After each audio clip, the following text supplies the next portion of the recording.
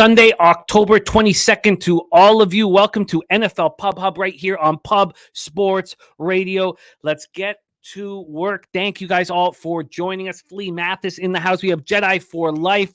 Jedi for Life, Doctors Without Borders. Had to be rushed out of Turkey just in the last 48 hours. And here he is in our NFL chat for some normalcy in his life. But what an incredible guy he is. What an incredible low bagger he is. Part of what makes us so special as a group. Jedi for Life joining us. Tori Coker, Professor Chris, Nate Dogg 420, O'Brien Palmer, Socrates, Justin McElvey, Nordy, Nuke Worker, Smoke and Mirrors, Troy Torrance, the new father, Armchair MMA, Max, so many great cappers. Terry Walker, thank you guys all for joining us. Serious business. We got to work quickly here, and we have an incredible show for you guys today. We have Bobano. We have Mike M. We have Sean Higgs making his NFL Pub Hub debut. We have Brizzy fresh off board sweepage. Last week's show, Brizzy had the best single show that anybody has had here on this season of NFL Pub Hub. Skyrocketed him into second overall on our Pub Hub records. Ramon Scott making his NFL Pub Hub debut. We have Noli Knows, Dutch Boy Fresh, and picks from Dave. My action here this week, I've started out 0-2, which has put me in the red for the first time since week 3 overall, upsetting. So I have 9 bets left. Buffalo minus 8.5. That's gone down to 7.5 at some books. Tampa Bay minus 2.5. That's become more juiced. Atlanta, Tampa Bay under 38. That's moved in my favor. Pittsburgh plus 3. I got it minus 110. That's a plus money spot now. Pittsburgh, LA Rams under 44. That's 43.5 at some books. Chargers plus 5.5. I'm very concerned about Derwin James being in the lineup. Philadelphia minus 2. That's my best bet of the entire card. Minnesota plus 7 and San Francisco, Minnesota under 44. The Minnesota plus 7 has gone in my favor. San Francisco, Minnesota under 44 has not. There's 44.5 now on the board. I have interest in the Ravens minus 3. I have interest in the Broncos money line. You are going to hear a lot of cappers on the show on the other side of my action today. Makes me nervous. You're going to hear a lot of it. Troy Torrance picks for week 7. He got in early and got some great lines. Browns minus 2. Colts team total under 19.5. Eagles minus 2. Eagles money line. Chargers plus 5.5. And Vikings Chargers under 44 with me. In the Pub Sports Circuit contest, the number 1 pick voted on by us, the Pub Sports Radio members, was the Saints minus 2. It's a loser. So we're at 15, 14, and 2. 4 picks left. Our 5th pick was the Seahawks minus 7.5.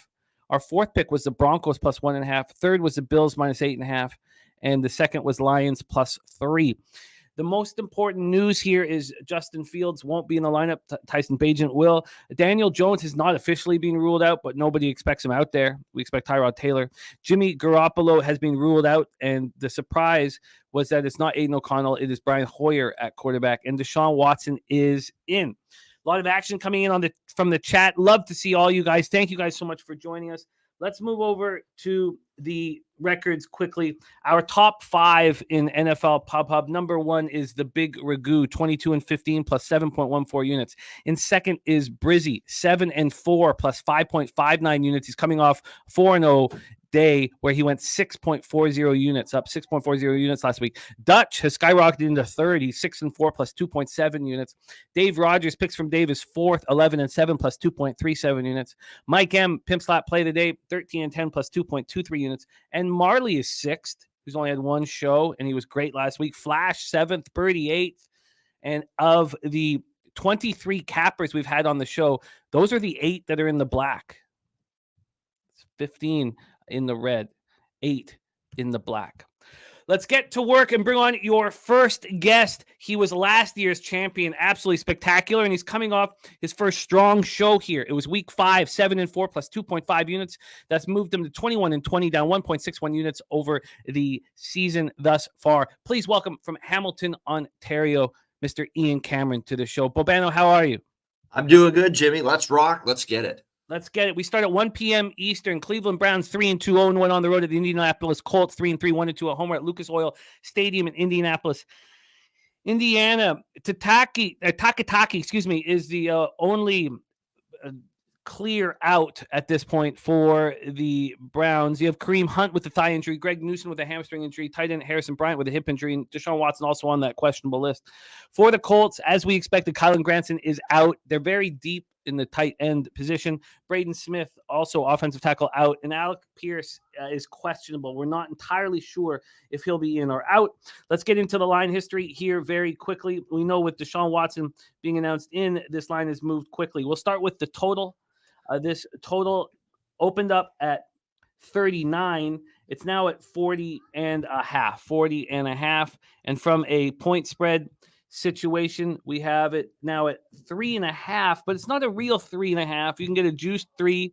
That 3.5 at Pinnacle is plus 105.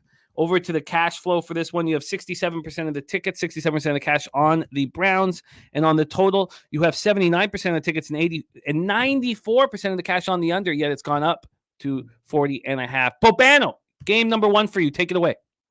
Yeah, this one for me, it seems like it's, I actually don't love that I'm on this side, but I'm on Cleveland -3, -115 at PointsBet. We'll use that as an official play. I don't love this as much as some of my other spots because I'm actually liking Indy more than some other people have. But I can't get around the way this matchup sets up. They're going to have Deshaun back, which is just huge. They're not going to have a quarterback that will do everything in his power to lose the game like PJ Walker tried to do last week. I am worried about them after the big win last week a little bit. Now you're going on the road, you're laying points.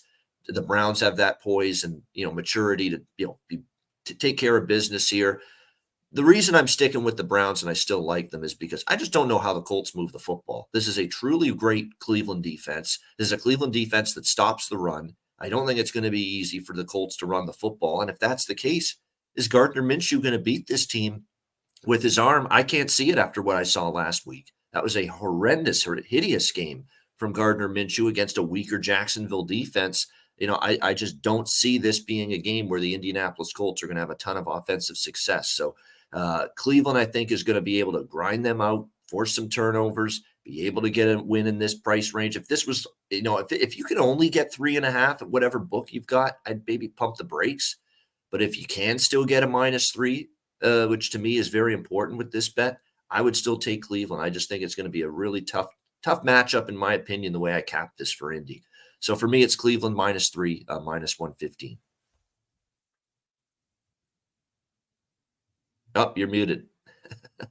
Thank you very much. Sorry, so the kids are running around. Bobano is on the board. Browns -3 at -115. Let's move on to the second spot on the board for Bobano. Detroit Lions at Baltimore Ravens, M&T Bank Stadium, Baltimore, Maryland. You're going to hear cappers on either side of the fence here.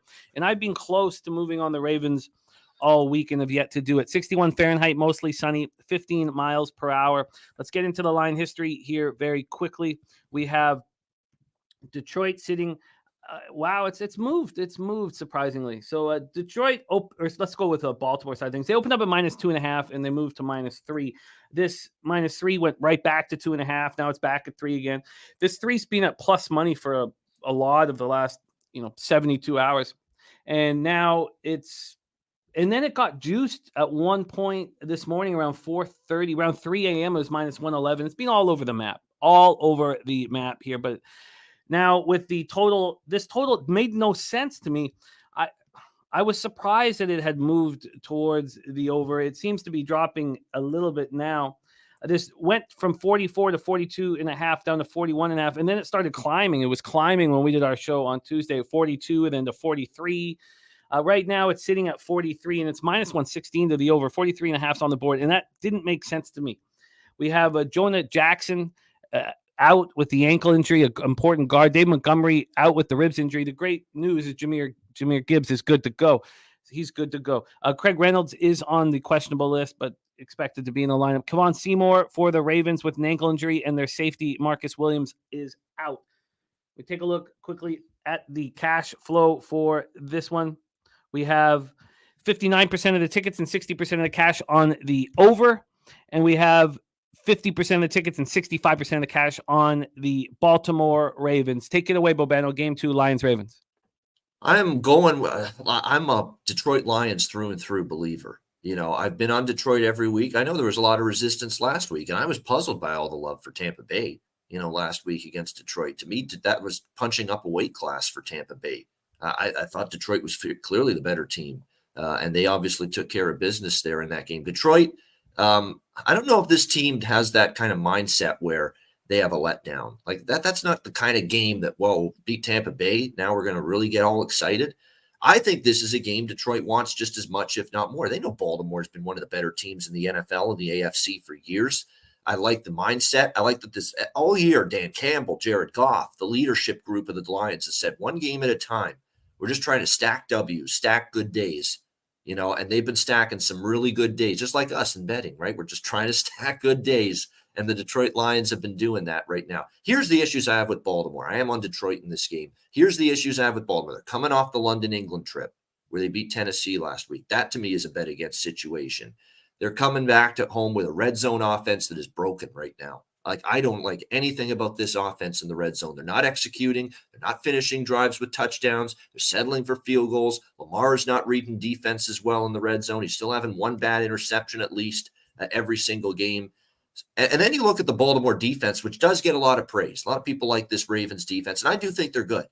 But is it a product of the schedule they've played? They played the Texans at home. They played the Bengals back when Burrow was struggling and banged up a little bit. Remember, he wasn't himself early in the year, and they did give up 24 points in that game. They played Indy at home, give up 22 points, and they lost in that game to Anthony Richardson. They pounded Cleveland, with DTR at quarterback. Deshaun didn't play that day. DTR was terrible. The offense did nothing. So how good was that Baltimore defensive effort? They played Pittsburgh, found a way to blow the game with another bad second half, with an offense that couldn't move the football in the second half, and an offense that's been underwhelming this year, Pittsburgh. And then they beat Tennessee last week, another okay, but not great offense that Baltimore faced. This might be the best offense Baltimore's defense has seen this year with Jared Goff and the chemistry he's got with St. Brown, and the way Sam Laporte has developed as a great tight end. I know Montgomery's out, but Gibbs is going to be in there. So, you lose a good back, but you get one back in the lineup here with Gibbs. I think Detroit's the better of these two teams. I'm not convinced that this is a great Baltimore spot. Baltimore's not been a great favorite now for quite some time. I know this is a short favorite. It's not like they're only laying 3. And I think the better team is the underdog here. Give me the Detroit Lions. What is the number that you get them at? +3 -108. +3 At Pinnacle. -108 for the Lions. And a lot of talk about how public of a dog the Lions are. I mean, not according to action. It's 50-50 with the tickets and 65% of cash on the Ravens. But, other people who are tracking FanDuel and DraftKings Kings and books of that nature will get different numbers. Let's move on. Next up for Bobano, Commanders, New York Giants, MetLife Stadium in East Rutherford, New Jersey, 55 Fahrenheit, cloudy, partly cloudy, 15 miles per hour. The Commanders are a healthy group. And, of course, the Giants are still missing Andrew Thomas at offensive tackle and their center, John Michael Schmitz. We went over on the Tuesday show all of the revolving door and everyone playing in different positions. Dory Jackson, important cornerback with a neck injury, is questionable. And Daniel Jones hasn't been ruled out yet, but is not expected to be there. So let's move over to the line history here for this one. First off, on the spread, we have the Giants opening up as 2-point dogs. They're now 3-point dogs at -109. The line was kind of puzzling when it came out. It made me uncomfortable why the Commanders wouldn't be bigger favorites than they were. This total is sitting at 37. This opened up at 40 and it's only dropped. We go over to the cash flow for this spot. We have 52% of the tickets and 56% of the cash on the New York Giants. And from a total perspective, 74% of the tickets and 81% of the cash on the under. And we've seen that drop. Take it away, Bobana. We got to be tight. Keep rolling, my man.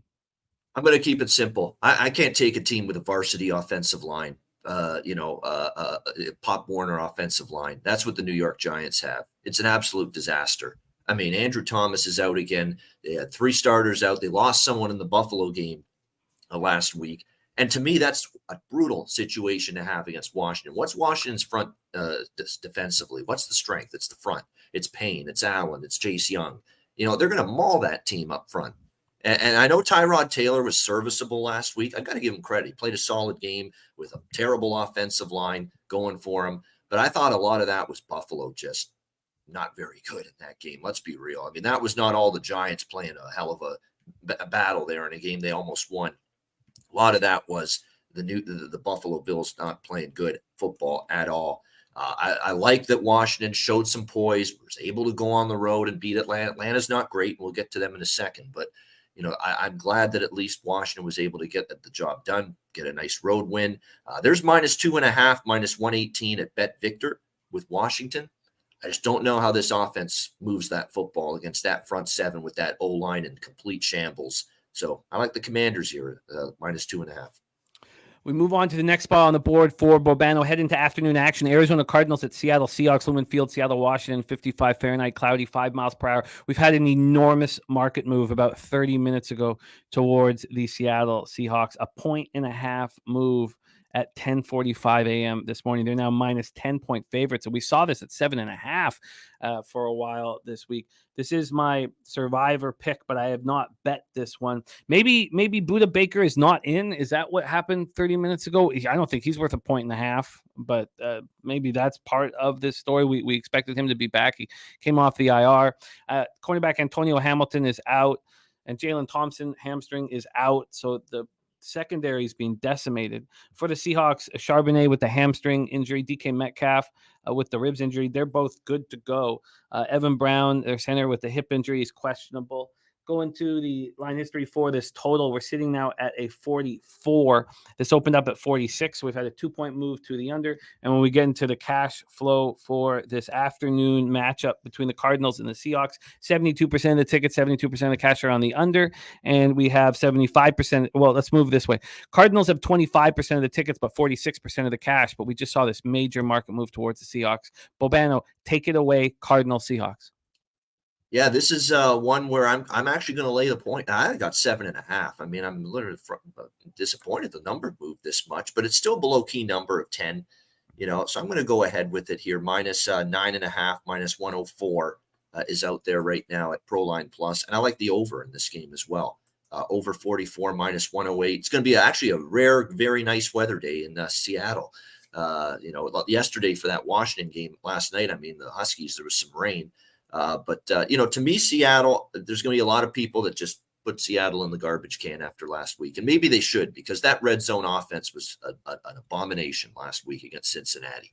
And that's what cost Seahawks backers the win in that game. I mean, just turnovers, settling for field goals. It was a calamity of errors for Geno Smith in the red zone last week on the road against Cincinnati. But I think this week they're going to turn those opportunities into touchdowns, into points. Arizona defense has kind of fallen up. Well, it hasn't really been that great all season. And I think they're going to struggle to contain Seattle here. I'd like it more if DK Metcalf plays. He's probably going to be a game-time decision. But, I still think Seattle's going to be moving that football here. I wouldn't be surprised if Smith and Jigba has his first big game of the season here as well against Arizona. On the flip side, the offense is regressing a little bit, I think you can say, for Arizona. Joshua Dobbs hasn't been as good lately. I think it's going to be one of those games where Seattle puts up 31, and you get 14 out of Arizona, 17, something like that. 31-17 is a score that I think is very plausible in this game. So Seahawks minus the points, over 44 for me. Move on to the next spot for Bobano, 4 or 5 p.m. Eastern, Pittsburgh Steelers at Los Angeles Rams. I imagine that you're going to hear, I know for a couple of cappers on the show that are on the Rams, I think you're going to hear a lot of Rams love in this spot.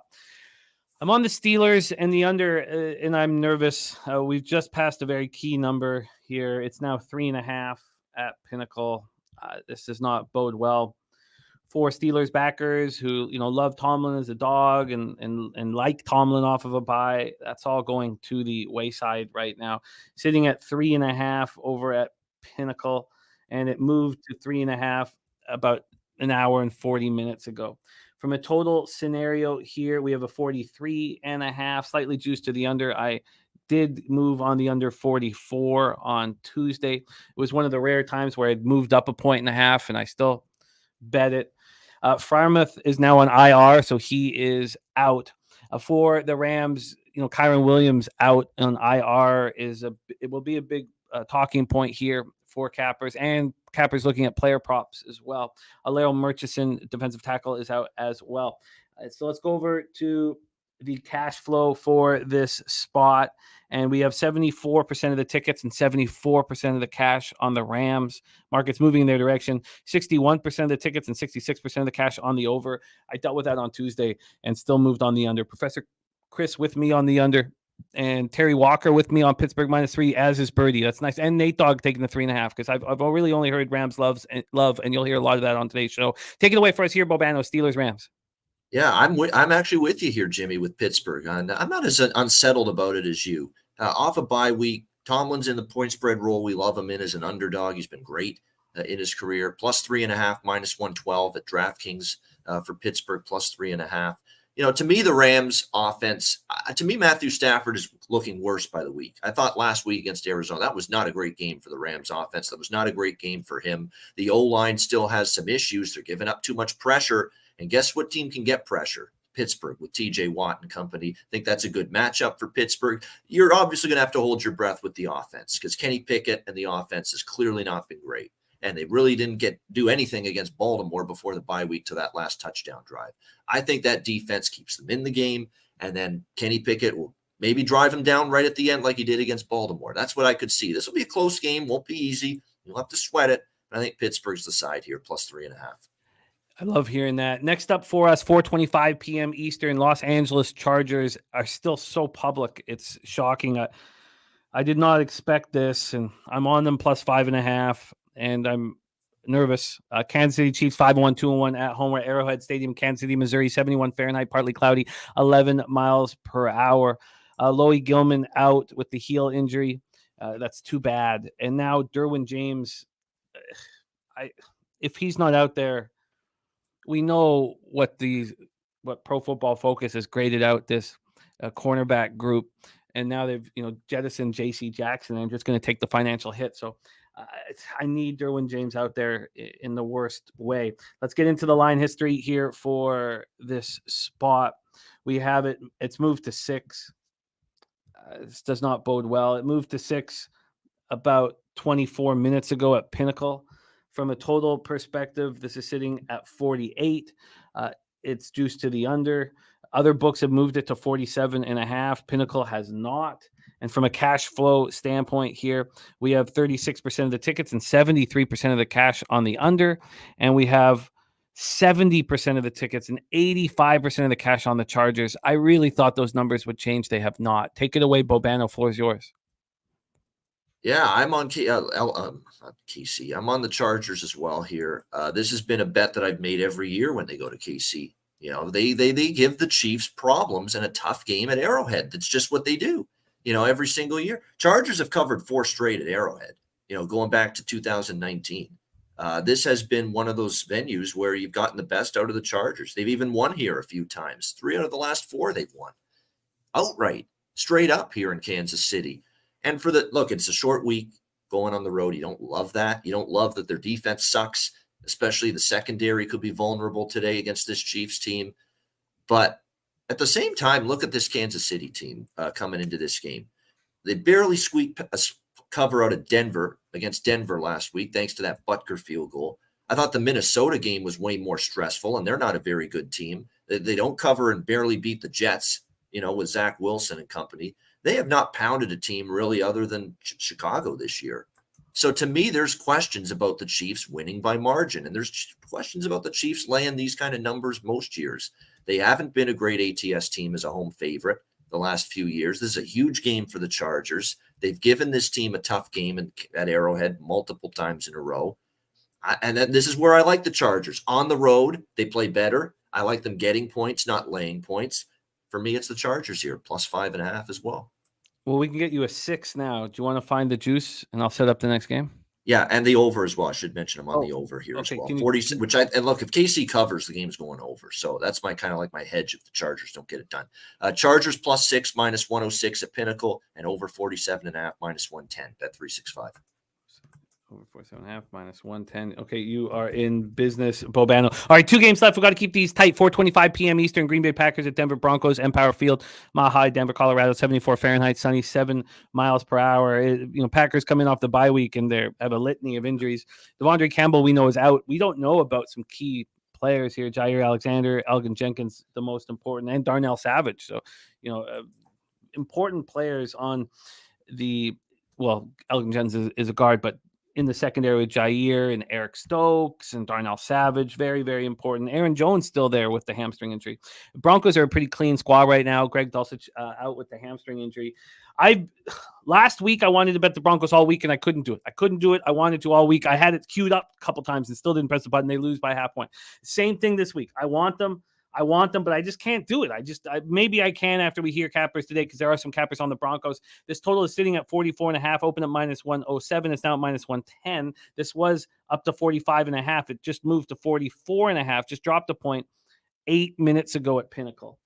From the spread scenario here with this one, we have the Broncos +1 at -107. That's exactly where they opened. I mean, there's just been no movement on this thing. From a cash flow standpoint, 40% of the tickets, 52% of the cash on the Denver Broncos. And from a total standpoint, 70% of tickets, 53% cash on the under. Take it away, Bobano. Floor is yours. I thought for sure that Green Bay was going to be healthier than they are, but I still love them in this spot. And I'll take them any day off a bye week, extra time to prepare, -110 at Pinnacle, money line against this Denver team. Sign me up. I just think I still think it's the better team. I really do. Do you imagine if Green Bay was healthy? They would be definitely moving the football. They would definitely be, I think a team that would take care of business here. Obviously, they got a lot of injuries, but Aaron Jones is playing. I can confirm that. Aaron Jones is back. But the question is Jenkins. The question is Jair Alexander and some of those others that you mentioned. We're still waiting for word on that. I still think they can go out there and win this football game. They were that close to beating Las Vegas. They made some bad mistakes. Detroit was a tough spot. Detroit's a very good team. I think this is a spot for them here against this Denver team to get back on track. Broncos, to me, they're one win against Chicago this year by 3 on the road. That's not what I want to see here. I do like that over as well. I'm going to add that to the card. 44 -110 at FanDuel. Green Bay, Denver over 44 -110. But I like Green Bay quite a bit here. I think they'll be able to run the football. Now, Denver could run the football against Green Bay. Green Bay's run defense hasn't been great, but I think they're going to get pressure on Russell Wilson. And Russell Wilson in these close games, how many times has he made that big mistake? Reminds me of the Jets game with which they lost. Green Bay, I think, off the bye week. Great spot. We'll reevaluate my thoughts on Green Bay if they don't win this game, but I believe they do. Final spot on the board for Bobano is our Sunday nighter. I cannot wait for tonight's Sunday night live stream. So we deserve a game like this. Miami Dolphins 5-1, 2-1 on the road at Philadelphia Eagles. Lincoln Financial Field, Philadelphia, Pennsylvania. 52 Fahrenheit, partly cloudy, 12 miles per hour. Jalen Ramsey out, but we don't know if Xavier Howard will be out as well. I sure would like him to be out. I would sure like Connor Williams to be out. If Xavier Howard is also out, then I do support Eagles being my favorite bet and best bet on the board. For the Eagles, Lane Johnson's good to go. That's hugely important. No Blankenship, which hurts. No Bradley Roby, which hurts. But, this team is ready to go. Darius Slay, Lane Johnson, everybody ready to go here. So this spread has moved to 3. Now, the 3 is still juiced to Miami at -111. So I'd like to see that as a legit 3. But I got in at -2 on Tuesday. From a total standpoint here, we are sitting with it climbing. It's now at 52. It's juiced -114 to the over. It went from 51 to 52 at 9:30 this morning at Pinnacle. We go over to the cash flow here on this one. We have 63% of the tickets, 70% of the cash on the under. And from a spread standpoint, we have the 52% of the tickets and 70% of cash on the Eagles. Take it away, Bobano. We got to be tight. Take it away, my man. They might have Slay back. It sounds like they might have Slay back. Not sure yet, but still, I mean, that bothers me big time about Philadelphia in this game, that he might not play. They're already without Bradley Roby, and Reed Blankenship's like one of the glue guys in that secondary. You don't want to be ravaged with injuries in the secondary against Miami. That does bother me quite a bit. So I have 2 bets here. I'm on the over in this game. It's Miami's overs. One of these games is going to stay under. One of these games, that offense is going to struggle and come back down to earth. I don't know if it's tonight. Over 51.5 -120 at Proline Plus. But before I have you thinking that I'm on Miami here. Let's talk about Miami just quickly here. Miami this year, they beat a Chargers team that's okay, not great. And then New England, Denver, Giants, Carolina. That's the Sisters of the Poor right there. They've had one game on the road this year, Tua Tagovailoa and the Dolphins, where they've had to go on the road and play an upper echelon team, and they got their asses kicked in Buffalo by the Bills. You got an Eagles team that's angry off a frustrating loss to the Jets that now I think is a little devalued, laying less than a field goal here in this game. And Miami when's Miami, this whole franchise, won a big time road game? When has it happened? When have I seen it? I haven't seen it in years. I haven't seen it in decades. May have to go back to Dan Marino. I'm not kidding. The last time Miami won a big road game against a really, really good football team. That's probably how long it's been. I'll dare them to prove it to me tonight with a very pissed off Philly team. You got to believe at home that's a little undervalued. So I'm going to go with Philly here. -2.5, -118 at Bet Victor. You got it locked in, Bobano. Let's review his action quickly. He's on the over 51.5 in Eagles, -2.5 in Dolphins Eagles, our Sunday night live stream here. Chargers, KC. What did I? Oh shoot, I'm on the wrong spot here. Sorry, let me cut this. Sorry, quick there. Cut that. Get up to Bobano. I don't know how I flipped so far down low. Let me get this under your game here. Okay, sorry about that. He's got the Packers -110 in the over 44 -110. Chargers +6 in the over 47.5. The Steelers +3.5 -112. Seahawks -9.5 in the over 44. He's got the Commanders -2.5 -118. Lions +3 at -108, and the Browns -3 at -115. Last year's champion of NFL Pub Hub right here, Bobano. Please follow him on X at Bobano. Thank you, Bobano, for making the time for us, my guy. Have yourself a giant day.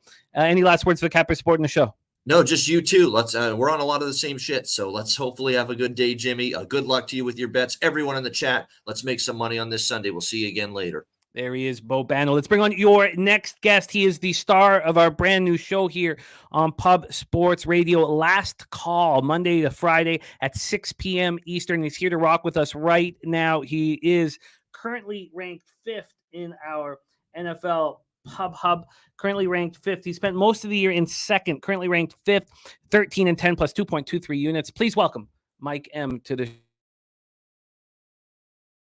Get your cocktails about the game script. A huge victory. We get on these streams and we put our heads together. Get your balls, put them on the table. We are live.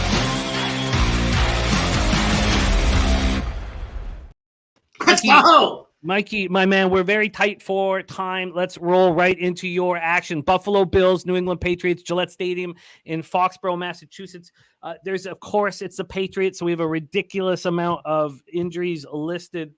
But Josh Uche, we know, is out. Linebacker Riley Reif, offensive lineman, out, and Keon White out with the concussion. Then we have just a laundry list of Cappers questionable. It sounds like Hunter Henry is going to be good to go, but it's just the same old story with the Patriots injury report. For the Bills, Ed Oliver hurt. This front seven just getting hurt. Damian Harris on IR right now. Let's get into the line history quickly. We haven't spoken about this game. We'll skip this on other spots where we have already spoken about the line history, but this total is sitting at 41.5. This was at 40. This was at 40 an hour and 15 minutes ago. So we've had a 1.5 climb to the over in the last hour and 15 minutes. And then we have Buffalo, at an 8. They're 7.5s, 8s on the board. And we get into the cash flow here. We have, move over here. Sorry, we have 79% of the tickets and 57% of the cash on Buffalo. Sharps on the Patriots. They've been on the Patriots for the last 3 weeks, and they've lost the last 3 weeks. And I've cashed, fading them. And I'm doing it again. But I'm nervous about it. 57% of the tickets, 76% cash on the under. Take it away for us here. You have a teaser and a player prop. Mikey, the floor is yours. Yes, sir. We're going to play a little game of Climb the Leaderboard this weekend here. Props are finally matriculated enough that I feel like we can find the right spots, and the dashboard's all set up here. We talked about this earlier on Tuesday. Just a Bills motivation spot here. The Patriots are clearly reeling in their spot. They're struggling to get anything done. Number that I like is when the score of the previous game combined with the line is less than 0 going back 7 years in the NFL. It's a 21-5 trend in the NFL. So score and line from the previous game come out to a less than 0. Doesn't happen very often, but when it does, it's a spread covering spot. The Bills are also in a 10-0 to the under spot. They've been dominating the New England Patriots. And, here's another factor that you haven't heard anybody talk about. After teams play the Raiders, which the New England Patriots qualify for, they're 1-17 to the under that following game. And if you look back at the Bills, they certainly weren't under spot after the Raiders. So bear that in mind as you move forward. When teams play the Raiders the following week, the games go under. I teased this first game. I've got the Bills -1.5. And if you can get that 47.5 on the other side of the teaser, I'm going to take that under as well. So I got the Bills -1.5 in the under. I wasn't happy with what I saw the line movement do, particularly on the Bills side of things. I thought I would have climbed a little higher. Instead, it's kind of set tight or gone down a little bit in some cases. So not going to mess with that. I'm going to take that teaser and bring that down to -1.5. And then for a player prop spot here, I'm going to go to this guy, Latavius Murray. Double dip Lat Murray here. I've got his over 5.5 rushing attempts at +105 and his rushing yards at over 15.5. Why? Because, Damian Harris was the kind of relief back, if you will, when the Bills get ahead, when they get that lead and they dominate. Damian Harris got hurt last week. Well, you look at Lat Murray coming in there and trying to fill the place for Damian Harris. Lat Murray's got 12 for 45, 12 attempts for 45 yards against the Giants. He's got 4 attempts for 32 yards against Miami, and he's got 6 attempts for 22 yards against Las Vegas. Why did I use those 3 teams? Because those 3 games, they were, minus the Giants game, but they were comfortably up in each of those games. And what they showed is they want that change of pace relief back to come in there and protect kind of the shiny toys and cooks out there. So Lat Murray over 5.5 rushing attempts +105 and is over 15.5 rushing yards -110.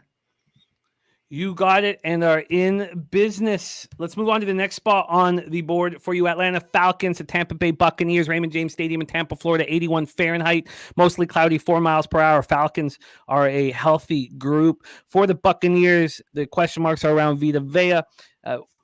I think that he will play. It's believed that it's trending in a positive direction. We need him out there against this tough run offense of the Falcons. I moved on the Buccaneers -2.5, -110 on Tuesday night, and I love seeing 3s on the board right now, but it really hasn't moved much at Pinnacle. It opened at -114 to the 2.5 at Pinnacle. It's right now at -116. We did see it earlier this morning up to -121, so it's come back 5 cents. Let's get into the cash flow here for this spot. We have the Buccaneers on the total, 67% of tickets and 61% of the cash is on that under. And I don't believe I mentioned it, but it is down to 37.5 right now. I got 38. I didn't get, it opened at 40 at Pinnacle. I got under 38, but it is at 37.5. From a spread situation, we have 71% of the tickets and 76% of the cash on the Tampa Bay Buccaneers. They lose to good teams and they beat bad teams, and maybe it should be great teams they lose to, and they beat average teams. Maybe that's better. I like them here. Take it away for us here. Mikey, floor is yours. Yeah, first and foremost, pump your brakes over there in the chat. Look at Bet Rivers. It's 5.5 out there. You can get that at +105 at Bet Rivers. You'll find that rushing attempt spot here. Double dip for me on the Tampa Bay Buccaneers side of things here. Tampa Bay first half -1.5. Gave that out on Tuesday. I like it even more now, right? Desmond Ridder. First half, he's 0-10 in his career against the spread. And I already said I expect Heineke to be in there for the second half of this game. I think we get the hook on Desmond Ridder. The teammates are tired of this guy. And so I took the Tampa Bay Bucs. So I'm going to juice it up a little bit to that -140 for the full game. Tampa Bay first half -1.5 and Tampa Bay full game on the money line. Just in case the Falcons do put Heineke in there and he does find some method of effectiveness in that second half to try to come back and close that gap. So if they're going to be putting Heineke in, they're getting beat down in that first half, and then Heineke's just going to be throwing for his life in the second half to try to, again, get that backdoor cover. I don't want the 3. I just want the money line. First half -1.5. Is that at -110? Yes. All right. Mikey's rocking and rolling. Next up for him here is Arizona Cardinals, Seattle Seahawks. Right now, we already talked about this giant move towards the Seahawks. Huge 1.5 move even in the last hour and a half. Now 10 points at some books. You've got a total and 2 player props. Take it away, Mike. Yes, sir.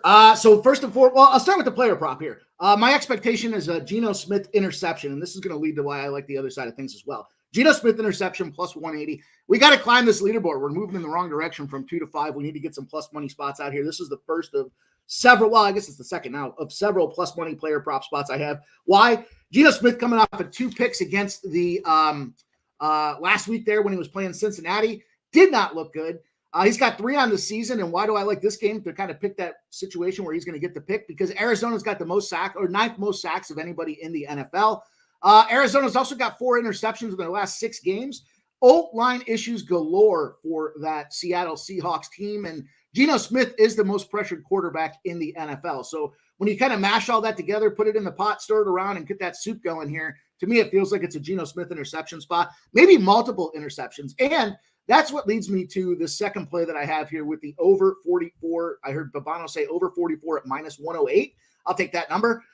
Division away dogs when they have a line that's greater than 7, and they were an away dog the previous game, 12-3 to the over. So despite what you would think when it comes to divisional spots and teams kind of buckling down, when they're away dogs, and they were an away dog, that situation combined goes to an over 12-3, and they're going over by a touchdown. So 44, 44 and a half, 45s, look for live spots on that thing. I think it's a situation, again, where we see that Geno Smith interception, maybe multiples, and that's going to lead to short field opportunities and being able to capitalize and get the job done.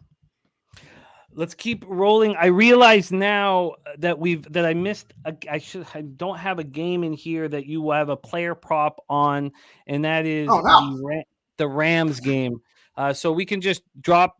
Oh, it is there. I do have it there. Pittsburgh Steelers. Oh, beautiful. Thought I'd screwed this up, but take it away. You have a player prop on Steelers Rams. Take it away, my man. Yeah, just one shot for me on this game here. One quick shot in the arm is this Henderson touchdown at +190. Darrell Henderson, kind of made himself into a journeyman this offseason. He spent some time after working with the Rams the last couple of seasons. He was in New England a little bit in the offseason. He was over there with Arizona before he got dropped as well. But you mentioned earlier at the top of the show, Williams is out, and they brought Henderson in. He knows the book. He's a guy that's moved and shown that he can play that kind of tough, grinded out type of running back situation for those Rams. McVay, you listen to what the coaches have to say. Evans is another back that they have out there to kind of spell and fill in. And this, Coach McVay says he still has a lot to learn. And then, of course, immediately following that conversation, Henderson gets elevated from practice squad to starting lineup. One of these guys where if you looked up public prop betting over the course of the week, Henderson's numbers moved from +350 to get a touchdown to +190. Simply, I think, because they put him in and decided not to keep him on the bench or on the practice squad. So that elevated news had a huge move in the line. Couple that with the multiple touchdown props. One of the most multi-touchdown prop bets this week was Henderson as well. I'm just going to take him to get 1 touchdown at +190. I love it. And great job, Jose, having that game ready. Let's get into the Sunday nighter, a game that means so much to us here. We have our live stream tonight. We've already broken down the sides and the situation here. Take it away, Dolphins, Eagles. Yeah, look behind me. You know what kind of house this is, but not so fast here. I'm taking the Miami Dolphins +3. Yeah, I said it out loud. I still can't believe I said it. I'm going to say it again. Philly, home favorites after a loss. You would think it's a spot where they come back and rally. They are 6-27 against the spread, and they're losing those games by 6.5 points. Not a good spot for the Philadelphia Eagles, coupled with some of those line question marks that are out there. I know what you said as far as the Ramsey situation and the Howard situation, but as much as Miami hasn't played anybody yet, you can only play who's in front of you. So I kind of discount some of that situation when people say, the schedule makers put that schedule out there. They came out there and they were able to become victors on those spots that are out there. I'm not going to fault them for that. It's going to be a big test. I'm excited about a primetime game that's exciting. But in this case here, I got to go to those Dolphins +3. Hopefully the Eagles find a way to win this game outright, but I'm going to certainly sprinkle some money on the money line as well. And then the second side of things here that I had to go to, look, this is just one of those, put your money on it, keep riding it, and let's go here. And it's A.J. Brown. A.J. Brown over 81.5 passing yards. I like the fact that Lane Johnson's back in. This guy tore his sack like a year ago and played the entire season with a torn scrotum before requiring surgery in the offseason. He's a tough guy. He's back in. It's a big deal for the Eagles. I think that helps keep that stability in the pocket. We saw last week the pocket broke down and collapsed as soon as Lane Johnson went out. They were just doing a bunch of BS handoffs with Jalen Hurts. But A.J. Brown, 5 games in a row with 125 or more passing yards. Give me the 81.5 at -110. Here's some other fun stuff if you want to ride the ladder. The guy's done it 5 times in a row. Why not keep it rolling, especially with Ramsey out and Howard in the question mark status? You can get 100-plus passing yards or receiving yards at +160, 110-plus at 240, and 125-plus to go 6 games in a row at +370 if you want to play the ladder game. That's a lot of fun, but I'm going to take the 81.5 at -110.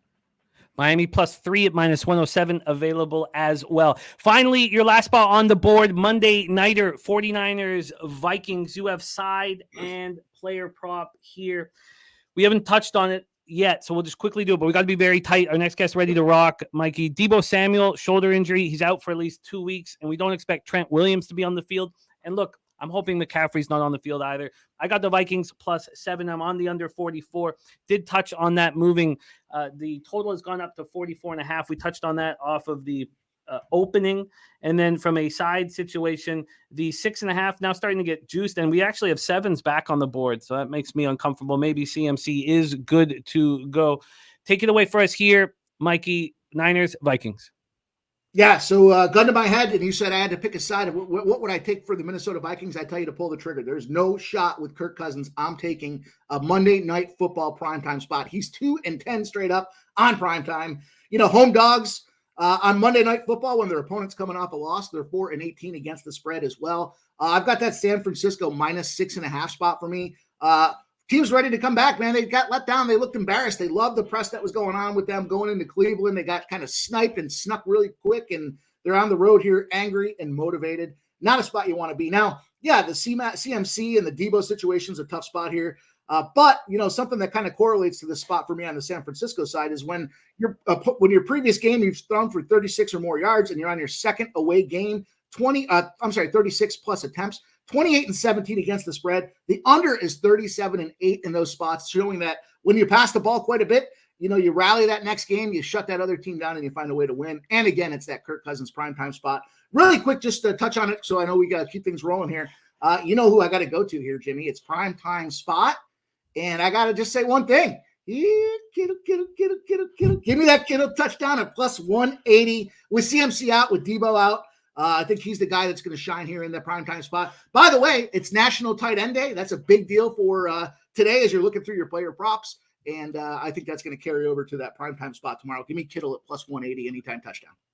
Mikey has Henderson TD at +190 for the Rams. He's got Kittle touchdown +180. San Francisco -6.5. AJ Brown over 81.5 passing yards. Miami +3 at -107. He's got the over 44.5 in Arizona, Seattle, and Geno Smith interception at +180. Bucks first half -1.5, -110. Full game money line at -140. Bills -1.5 and the under 47.5 in a teaser for Bills Patriots, and Latavius Murray over 5.5 rush attempts and over 15.5 rush yards.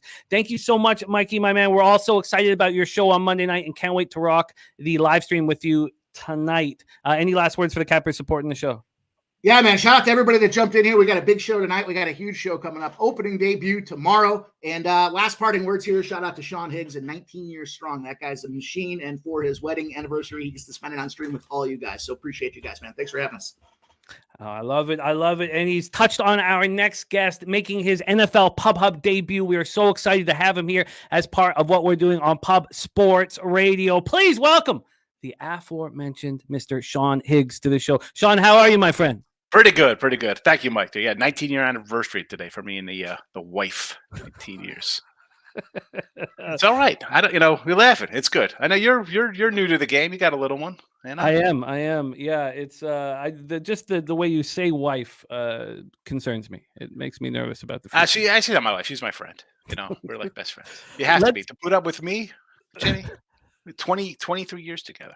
Oh, I love it, man. Respect. Let's get right to work. Mr. Sean Higgs joining us here. NFL Pub Hub debut. You start with Falcons, Buccaneers. We already talked about the side. We already talked about the total. The market moves where the cash is. We want to hear how you're getting paid. Take it away. Yeah, real simple. Since we've touched on all these, I'm not gonna ramble on. So I like Tampa. I got a 10-1 South ticket on them. What have we seen out of the Falcons on the road? 48-13 outscored. Tampa, they play defense. That's it. Ritter, bad. Tampa Bay. Lay it. It's gone from 2.5 up to 3 now. I like Tampa. And you tweeted out your action and tagged us. So this is an official look. You're on the Bucks money line at -140. I retweeted it as well. Yep. There's one spot on a 1 p.m. game that you did not tweet out for us, and that is Detroit Lions, Baltimore Ravens, M&T Bank Stadium in Baltimore, Maryland. We heard Bobano on the Lions. I want to be on the other side, but I've been hesitant all week. Maybe you can push me over the edge. Take it away for us here. Lions, Ravens, Sean. Again, simple. Everybody loves the Lions. Why? And the line has not moved. The money's all over Detroit. It's still sitting at 3. I know that the Ravens, I don't like coming back from England, 3 straight road games. But again, they play 4 games they haven't played at home yet all year. Give me Lamar, what's he, like 45-12 at home or something, or just straight up when the guy plays? They win when he plays. Detroit on the road, I'm not buying it. I'm not buying Goff on the road. Dome guy, Baltimore, could be wind. I don't know what's going on there. I don't like him outside. Baltimore, money line, -3, however you want to do it. They're going to win. Detroit's not winning. Get off the Detroit bandwagon, folks. Stop it. Them in Jacksonville. That's all you heard all preseason. No, thank you. Baltimore here. I love it. I love it. What do you want for our official record keeping? Do you want the -3, which I'll do 3 because they're going to win by 10 anyway. So I'm not we going have to go. -3 at -110 over at Will Hill. I want to join you, especially hearing the confidence with your spot here. It is 61 Fahrenheit, mostly sunny, 15 miles per hour there. Next up for us, we head into afternoon action for Sean. Los Angeles Chargers, Kansas City Chiefs at Arrowhead Stadium, Kansas City, Missouri. And we've already discussed the injuries and the line history. How are you getting paid here, Sean? Yeah, the under. Kansas City unders. I think people are just enamored with Mahomes we've done in the past. This has been a defensive team for the last 2 years. All defense. And Chargers short week. They don't look good. Bad coaching. I'll take Andy Reid, his defense. Stop it. It's not. Would they bring him McCole Hardman? They have no wide receivers. This is a underplay. Kansas City unders. You take out the Bears game where they dropped the 40 spot, and they're averaging 21.2 points a game. Under. Take the under. This is not old school Kansas City putting up 45 a game. Not it. Oh, and we're used to these totals being at 53.5 when these two teams meet, and them going under there. I think this might be an addition for me as well. I'm going to put some asterisks beside it. Let's move on. Like a 50 something. This was a 52 opener, by the way, on the total last week. Absolutely wild. Absolutely wild. Let's move on to your next spot on the board, and you've tweeted this action out and tagged, so it's official. And I want to join you. I've just been so scared. I was scared to do it last week, and I stayed off, and then it missed by a half point. I want to do it this week, and maybe again you'll give me the confidence to do it. We talked about the spot. Bobano on the Packers. Take it away for us here, Sean. Packers, Broncos. Yeah. So Mike was like 19 years. I didn't know if he was talking about like 19 years me on sites and doing kind of betting stuff, but if he was, I'm taking Denver just on principle here because nobody likes Denver. Everybody's, again, betting on the other side, and the line has not moved a bit. Don't overthink things. I know it's bad. You got to hold your nose. I know a lot of people love favorites and overs and all this. No, just take a bad team every once in a while. Dogs and unders cover, folks. They do. You don't have to be scared of them. Just take Denver. Don't worry about it. Bet it. Forget it. It'll win. I like it. Again, this is from somebody. I have a Green Bay North future. It's not like I don't like the Packers in love. I was on them all. Not now. No, thank you. Make the smart money move. Take Denver today. I like it. I like it. Sky Dragon on the under in this spot. Next up for us is our Sunday nighter, which I'm so happy that you have a look on. I can't wait to be here for the live stream this evening. Dolphins, Eagles, Lincoln Financial Field, Philadelphia, Pennsylvania. Take it away. I can't believe Mike's betting against his team, but I think that's as a fan, he's trying to pull the old reverse psychosis, saying, I'm going to go the other way, and then his team, he's a winner either way. The team wins or he wins. So let's throw that out there, Mike. What are you doing? It's the Eagles here. If the Eagles would have won last week, I'd say, give me some Miami here. But this is a spot for them now, off a loss. I'm taking them home. The hype is, again, here's Miami. Oh, my goodness, they scored 70. It's 2. It's Tyreek Hill. Don't fall into the noise there. This is a tough. Last time I saw Miami on the road, they're getting blasted by Buffalo. Philly offense still pretty good. I know they haven't, and this team still has not played their best all season. They've not played good. They've been primed to be picked off. They got picked off last week at home. And this is Philly. I mean, they're ready for the World Series here. I mean, Miami can't handle this. Bunch of softies from the South Beach. Let's go Philadelphia. And I'm a Cowboy fan, so I'm taking Philly here. It's my favorite spot on the board. You tweeted this out, Sean. Eagles -130. I can't wait for this game this evening. Sean, it's so great having you here, making your NFL Pub Hub debut. We want more of you here on this channel. Where can the cappers in the chat find your action, and what do you have going on?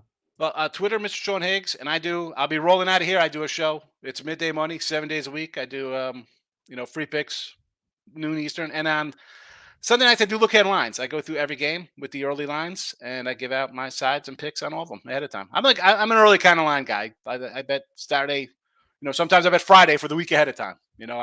I like to pretty good at predicting where lines are going. So But yeah, and thanks for having me, Jim. I know I pop in the show. You know, I was a you and Loshak in a bag back in the day. I was a Pete way back when. You know, so I see Dave's coming on. I've done a couple things with Mike, so I like the pub. I see some of the people in the chat. I know too. I see so.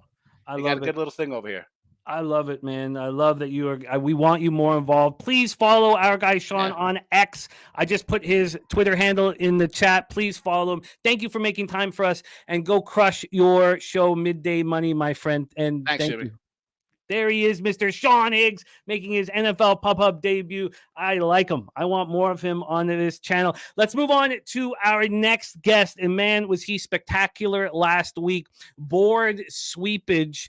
Also, that board sweepage is not 4-0 plus 4 units. It was 4-0 plus 6.40 units. He's been in the top 5 in both the first 2 years of NFL Pub.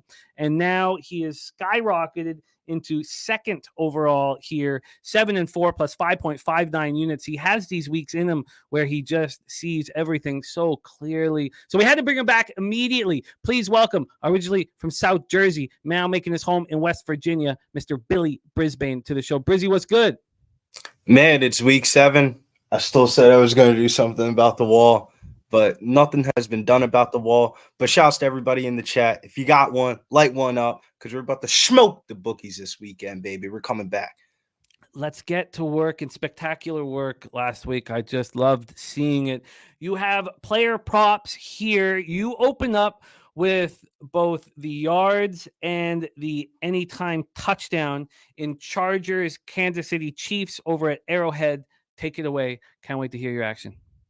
Yeah, man, we made some money on the rookies last week, so I got to go back to the well here because this is just a really good matchup for the rookie Rashee Rice to cement himself as the Chiefs' main wide receiver. The Chargers play zone defense on 80% of the time, ranking 30th in yards per zone coverage target and 31st in explosive play rate. And Rice just gets really good numbers against zone coverage so far this year with a 32.3% target share, 20 catches for 237 yards versus zone defenses. And the icing on the cake is the Chargers allow the 3rd most yards per game to slot wide receivers. And that's where we see the Chiefs been using Rashee Rice the most. They're lining him up in the slot 55.7% of the time with 8 targets in the red zone, 7th in the NFL, highest scoring game on the board.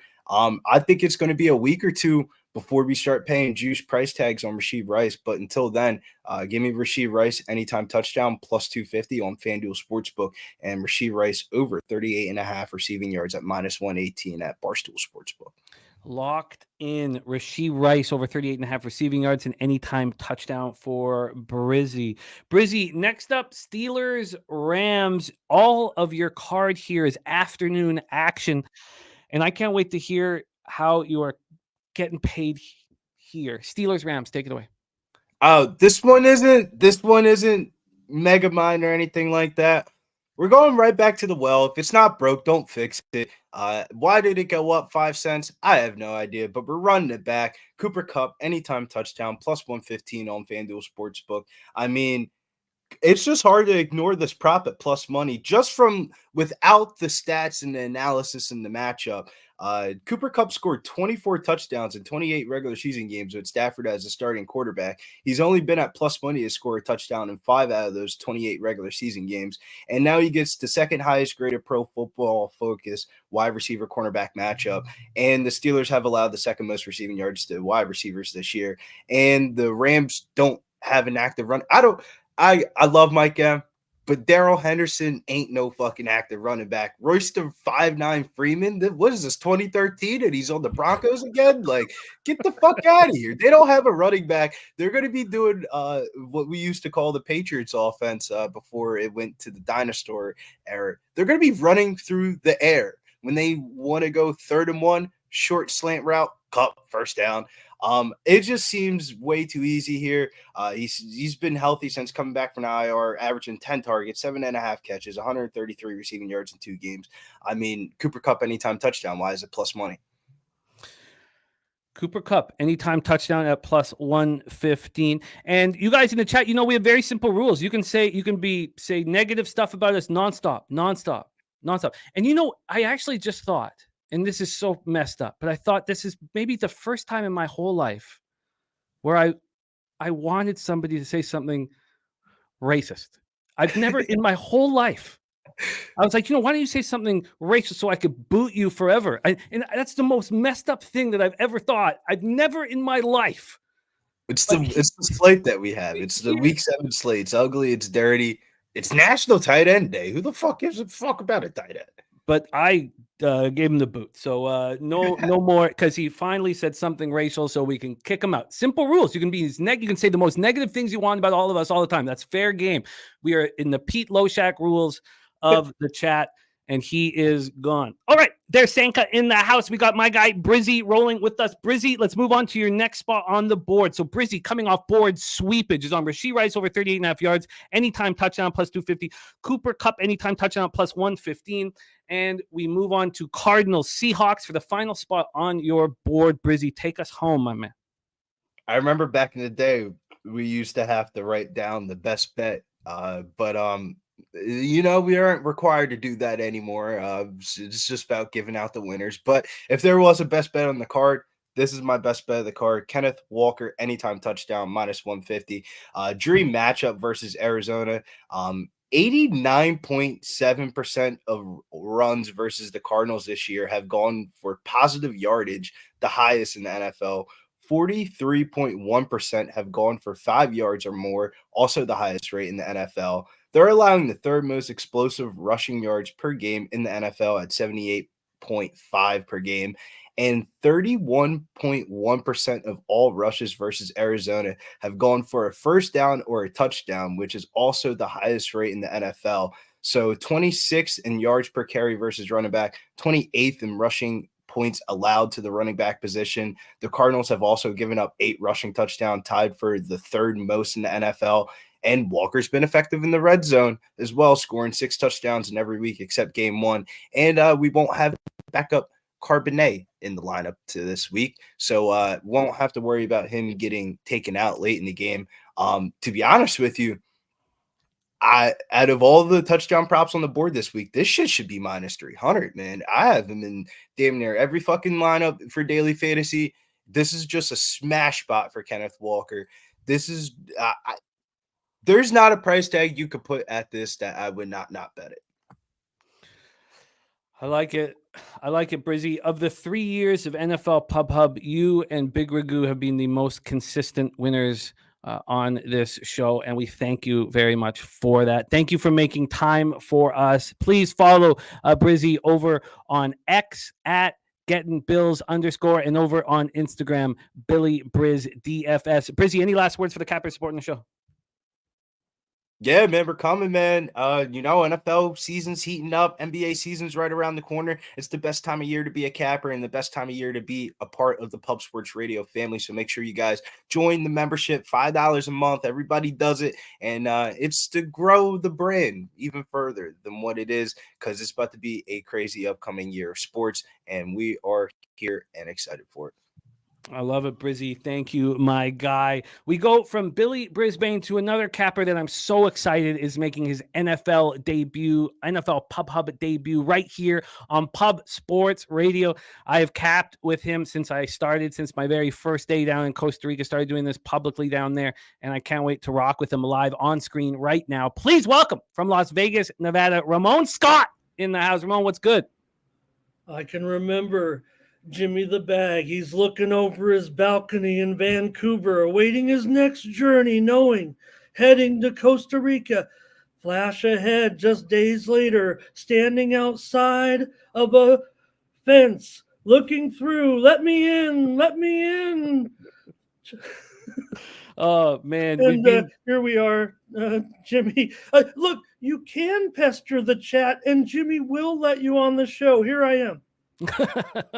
Ramon, I've loved capping with you over the years. It's about time that we share the screen together. Let's get right to work and let us know how you are getting paid. We start with Bills, Patriots, and we have talked about the injury issues for the Patriots, and we've talked about the laundry list of questionables for them, and this Bills front seven getting weaker and weaker. I am on the Bills minus 8.5, and I am nervous about the spot. How are you getting paid here?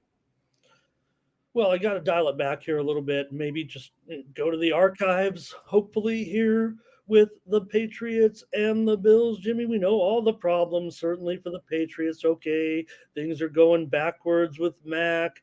The offense can't get going. He can't run upfield. He can only run side to side. He barely can do that. And certainly the limitations with where they're going at this point. Now they've got to try to go Patriot style here if they're going to compete with the Bills. That's why they're over one score. That hook too. I see it there, 7.5, and we've even seen 8s. So that's where the game lies. So if the Patriots are going to do anything, they got to get back to even what they've been trying. That necessarily hasn't been working, but at least they're in division here at home. They've got to try to keep this game as Patriot-like as they can get it. And if anything, for all of the regression that Mac is having right now, if you can call it that, he never, I hope we didn't see the best from Mac, because if so, it's over. But there's some familiarity, obviously, in this series. The Patriots have had some success since Josh has been in Buffalo, and the Patriots have tried to get things going without Tom. We were talking on one of those super secret chat rooms last night, Jimmy, and the thing about the criticisms of the Patriots and it was all Brady, it wasn't Belichick. All those quarterbacks that stepped in for Brady, they all went on to success in those games. Now, granted, the system was set, the situation was there where a quarterback could step in, but what happened to all those quarterbacks that eventually did come in for Brady? They all had some success. They all got contracts. They all went elsewhere. So there had to be a little bit to the system. So maybe there can be some semblance of organization still to the Patriots. They try to keep the season alive. They've got to rely on defense, slow the game down here, Jimmy. If anything, hey, I'm at least getting a 41 here in all these games. League-wide trends, also, I'm big on. I think people might know that from watching me. Division games under right now, certainly just in regular form. Division game unders right now are coming through. And one other thing that I pointed out, league-wide trend, Jimmy, that maybe is being overlooked a little bit because we talk about all the prime time unders and everything that's going on, but the early window unders are also coming in right now at 68% so far this season, the 1 Eastern, 10 Pacific. I'm not sure how to break that down necessarily if it's a thing, but compared to the afternoon window of the 4 p.m. Eastern, 1 p.m. games, which did go 0-4 to the under last week, but were 13-6 to the over heading into last week. We know last week was the enormous under week, if anything, and we've seen all these totals drop, except for 1 or 2. They've all hit down like 3 points, especially these early games of weather. Maybe it's getting a little colder, but nonetheless, that early window, whatever the nature of those games are, they're a little bit more, they're on the East Coast more often, if you will. So that's interesting too. Anyways, I'm going under, Jimmy. I won't get too much. We had a lot of great analysis here, but please, Patriots, dial it back. Let's go back to old school a little bit. Just try to mix it up with these guys. You're going to have to win the field position game to stay in this game, and I will keep it under 41 here, Bills and Patriots. Under 41.5 at -104 available right now over at Pinnacle. Under 41.5 -104. Let's move on to the next spot for our guy Ramon Scott, and we head over to the game that maybe this is the final thing that's going to make me bet this one. I want to bet this one. Take it away, Chargers, Chiefs at Arrowhead.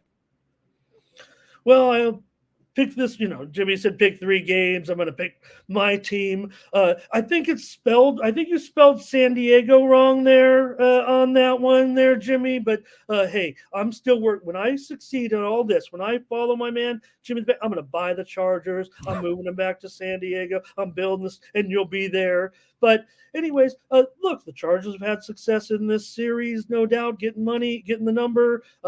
Yeah, we're a little bit worried about Herbert right now. He's had the injury, so maybe there was a little something to that, although what shouldn't have affected his throwing any for whatever's going on. The offense has regressed here a little bit for the Chargers. You're not going to, throw them out. Hey, if there's one quarterback you take, look, you got some great quarterbacks in this league. You've got 2 of them here today, right?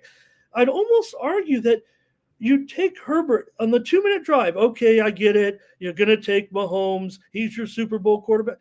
But if you needed one guy also, maybe that hasn't done it before, Herbert's your guy anyways in the 2-minute drill. Anyways, I'm looking at want to get away from that, Jimmy, because I'm looking to go under because of this series constantly being a constant under. We think it's going to be all offense. This one's dropped already 3 points as well on this division game afternoon. I think that's why these games have ended up going under when it's between the Chargers and the Chiefs, because it is still a division game and the total is usually inflated.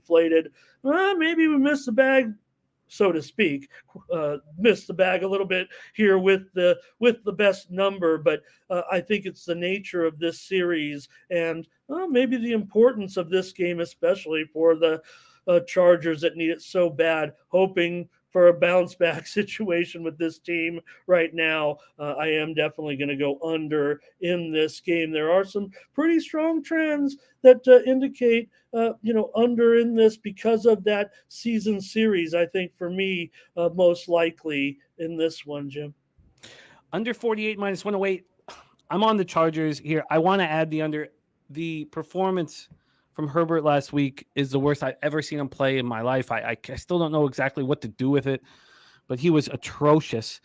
And I'm on them again, and it's the public side. I'm nervous, but I want to add that under that you are on, under 48 at minus 108. Your final spot here on the board is another total in Dolphins Eagles. I'm so happy you're on it because it is our Sunday night live stream right here, Ramon. So take it away. Dolphins Eagles, Lincoln Financial Field in Philadelphia, Pennsylvania. Yeah, I better, I see I'm on before Noli, so I better not go with 3 unders here, Jim. I'm going to go the other. This is a game of the year so far, I think. Yeah, we had one other big game already, obviously, but come on, this is a prime time, and throw out the prime time under. I think, we're going to have so much fun tonight. You're going to have fun. I'm going to be watching. I'll be in the chat. So come on into the show tonight, and why not just have enormous time with this one? How can 52, I get it, could be higher, but I just can't pass it up. I know the Eagles, all this defense, it's going to be great, but I believe in everything that I call him Coach Logic, everything that he's doing with Miami. I am a believer at this point. Do I want to overlook the defense? I think the Dolphins are in a situation where the defense is good enough. Yeah, I think the offense might put them. The Dolphins could be one of those teams, Jimmy, that puts their defense in a little bit of a bind because of their quick, efficient offense here necessarily. And I'm going to end up on the over in this one. I've got back and forth. I've got one of those games. I won't break down the numbers, man. Come on.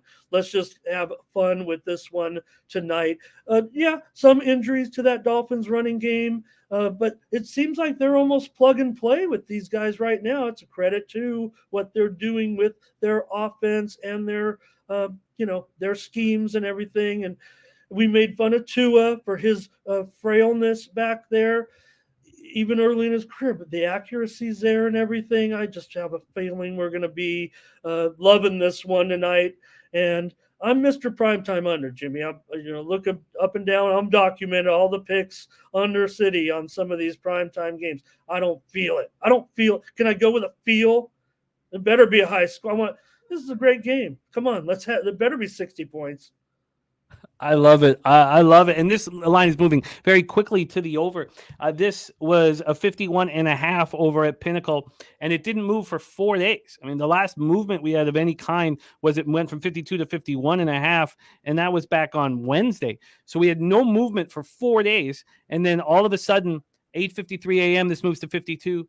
At 10:31 a.m., this moves to 52.5. That's where it is right now. So we can give you the over 52.5 here. And that's a good sign for over bettors. What's happened here? Over 52.5 at minus 1. Could be public-y though, too, Jimmy. Could be public-y. I mean, primetime unders just keep cashing. So right now, looking at that cash flow on that total, right this second, what do we get? We have 62% of the tickets, 70% of cash on the under. I mean, and it's moving to the over. I like what you're doing here. I like what you're doing here. Dolphins, Eagles over 52.5 at -110, and that is our live stream game tonight. The under 48 at -108 in Chargers, Chiefs, and then we have the under 41.5 at -104 in Buffalo Bills, New England Patriots. Ramon, it's finally we get a chance to rock together on screen. Where can the cappers in the chat find you, my man? I think the best place to start would be on YouTube, Tony's Picks YouTube channel. 40,000 approaching 40,000 subscribers. I'm proud to be there, happy to be there, and I think that's the place to come get me every day. I do a show, handicap before Pub Sports comes on. I made it a point. They said, "Hey, why don't you do a show?" I said, "Okay, but I'm coming on early." I wake up at like 3:30 in the morning, 4 in the morning. I'm not a morning person. 9 Eastern, 6 Pacific. Tony's Picks YouTube channel. Every single day, Jimmy the Bag style, 7 days a week. And I'm not stopping until I'm 6 feet under. So thank you, sir. I love you. Appreciate you. Oh, man. I love you too, Ramon. Please follow Ramon on Twitter at Ramon Scott Picks. Wonderful having him on. So much fun having this new blood on the show today. There's my guy, Ramon Scott. We move from Las Vegas, Nevada to Long Beach, California for our next guest. Our next guest has had a monster season in NFL, but he would join us on week 2. And if you remember week 2, I got destroyed and every, 12, what did it go 4? I forget, it was 12, 2 and 1 to the over. Can't be right because there's 16 games. Almost every game went over that week. And he went 0-3 here on our show. But he is Mr. 2-1. This guy has been so consistent on our show through 3 years. So we're bringing him back here for week 7 action, and I absolutely love capping with him. Please welcome Long Beach in the house, Mr. Noli Knows. Noli, what's good, my man? Jimmy the Bag, man, I know you bring back the bad news that second week. Only one game stayed under. That was the Kansas City Chiefs and the Jaguars, I believe. So, yeah, rough time then. But the NFL has been really great. We got a lot of teams 4-1 to the under, 5-1 to the under. So I'm having a great season, and hopefully we keep that rocking here today. Well, you open with a game that we have yet to talk about. So let's get right into it. Las Vegas Raiders 3-3, 1-2 on the road at Chicago Bears, 1-5, 0-3 at home. We're at Soldier Field in Chicago, Illinois, 51 Fahrenheit, partly cloudy, 7 miles per hour. Big story. Garoppolo out. And then Hoyer in, which is not what I expected. I thought Aiden O'Connell would be in, but it's Hoyer in. You have 2 cornerbacks out in Jakarian Bennett and Nate Hobbs for the Raiders. For the Bears, no Justin Fields, so it's Bajent time once again. Nate Davis, Eddie Jackson, Rashawn Johnson, Terrell Smith all out. Khalil Herbert, their number 1 running back, is on IR. And Jaquan Brisker might not even be going tonight. So we have 2 offensive linemen, and Dan Feeney and Darnell Wright, who are questionable. Let's get into our line history here, and we will start with the spread in this one. This is at 2.5 right now, sitting at 2.5. We did see 3s. The Hoyer announcement maybe moved it to 2. So this opened up +3 at -106 for the Bears, and now +2.5 at -105. When we get over to the total in this one, we are sitting now at a 39 at most books. This thing just keeps climbing. 39.5 at -117. It's gone up 2 points since the 37.5 that was available at 7:30 this morning. This is a huge move towards the over, and the somewhat surprising one. Let's get into the cash flow here for this one. We have 53% of the tickets and 83% of the cash on the under, and yet it climbs. And then we have 33% of tickets and 45% cash on the Bears. Noli knows. Take it away. The floor is yours. Well, I mean, quite understandably why no one's wanting to talk about this game. I mean, not a lot to be excited about. You got the youngster coming in, Bagnett, or however you pronounce it. I'm sorry if I mispronounced it. And really, you're seeing what you get out of a rookie, and you see what you're getting out of backup. I always remember Steve Smith, Sr., he made a comment when he was on the air, and he said, every backup at one point or another is going to show you why he's a backup. And he showed it multiple times, not taking care of the football. His coach talked about it, 2 hands on the football. he comes in 2 hands on the football. So he's going to have trouble because this offensive line just gives up a lot of pressure. The pressure is going to be coming, and he's going to have trouble dealing with it. This is a Bears team that really doesn't score a lot of points. They have failed to score 20 points in 4 of their last 6 games. That's just something that they just can't move the ball. On the other side, kind of similarly, last week was the first time the Raiders scored 21 points in a football game all season long, and they had to do it with their backup, Hoyer, which, yeah, surprising they win with him, but he was thrust into the spot being in game. In game, he was the guy that was going to go in there. The youngster was going to be if they had a week to prepare. Problem was last time the youngster gave the ball over way too many times, and that's something McDaniels doesn't like. He likes protecting the ball and just completing short passes. You saw Brian Hoyer come in. They liked what he did. Well, so did I. He came in on one drive. He went 10 plays, 5 minutes for a field goal. Then he went 9 plays, 4 minutes and 30 seconds for another field goal. So I love Brian Hoyer. Keep throwing that ball short. McDaniels is very plain vanilla offense. He's going to keep it short. I expect the same thing here today. So I am going under this total. I don't understand why it's climbing up. The other thing that I did add on here, one thing that I did notice with Baggett when he came into the game, he was throwing the ball DJ Moore.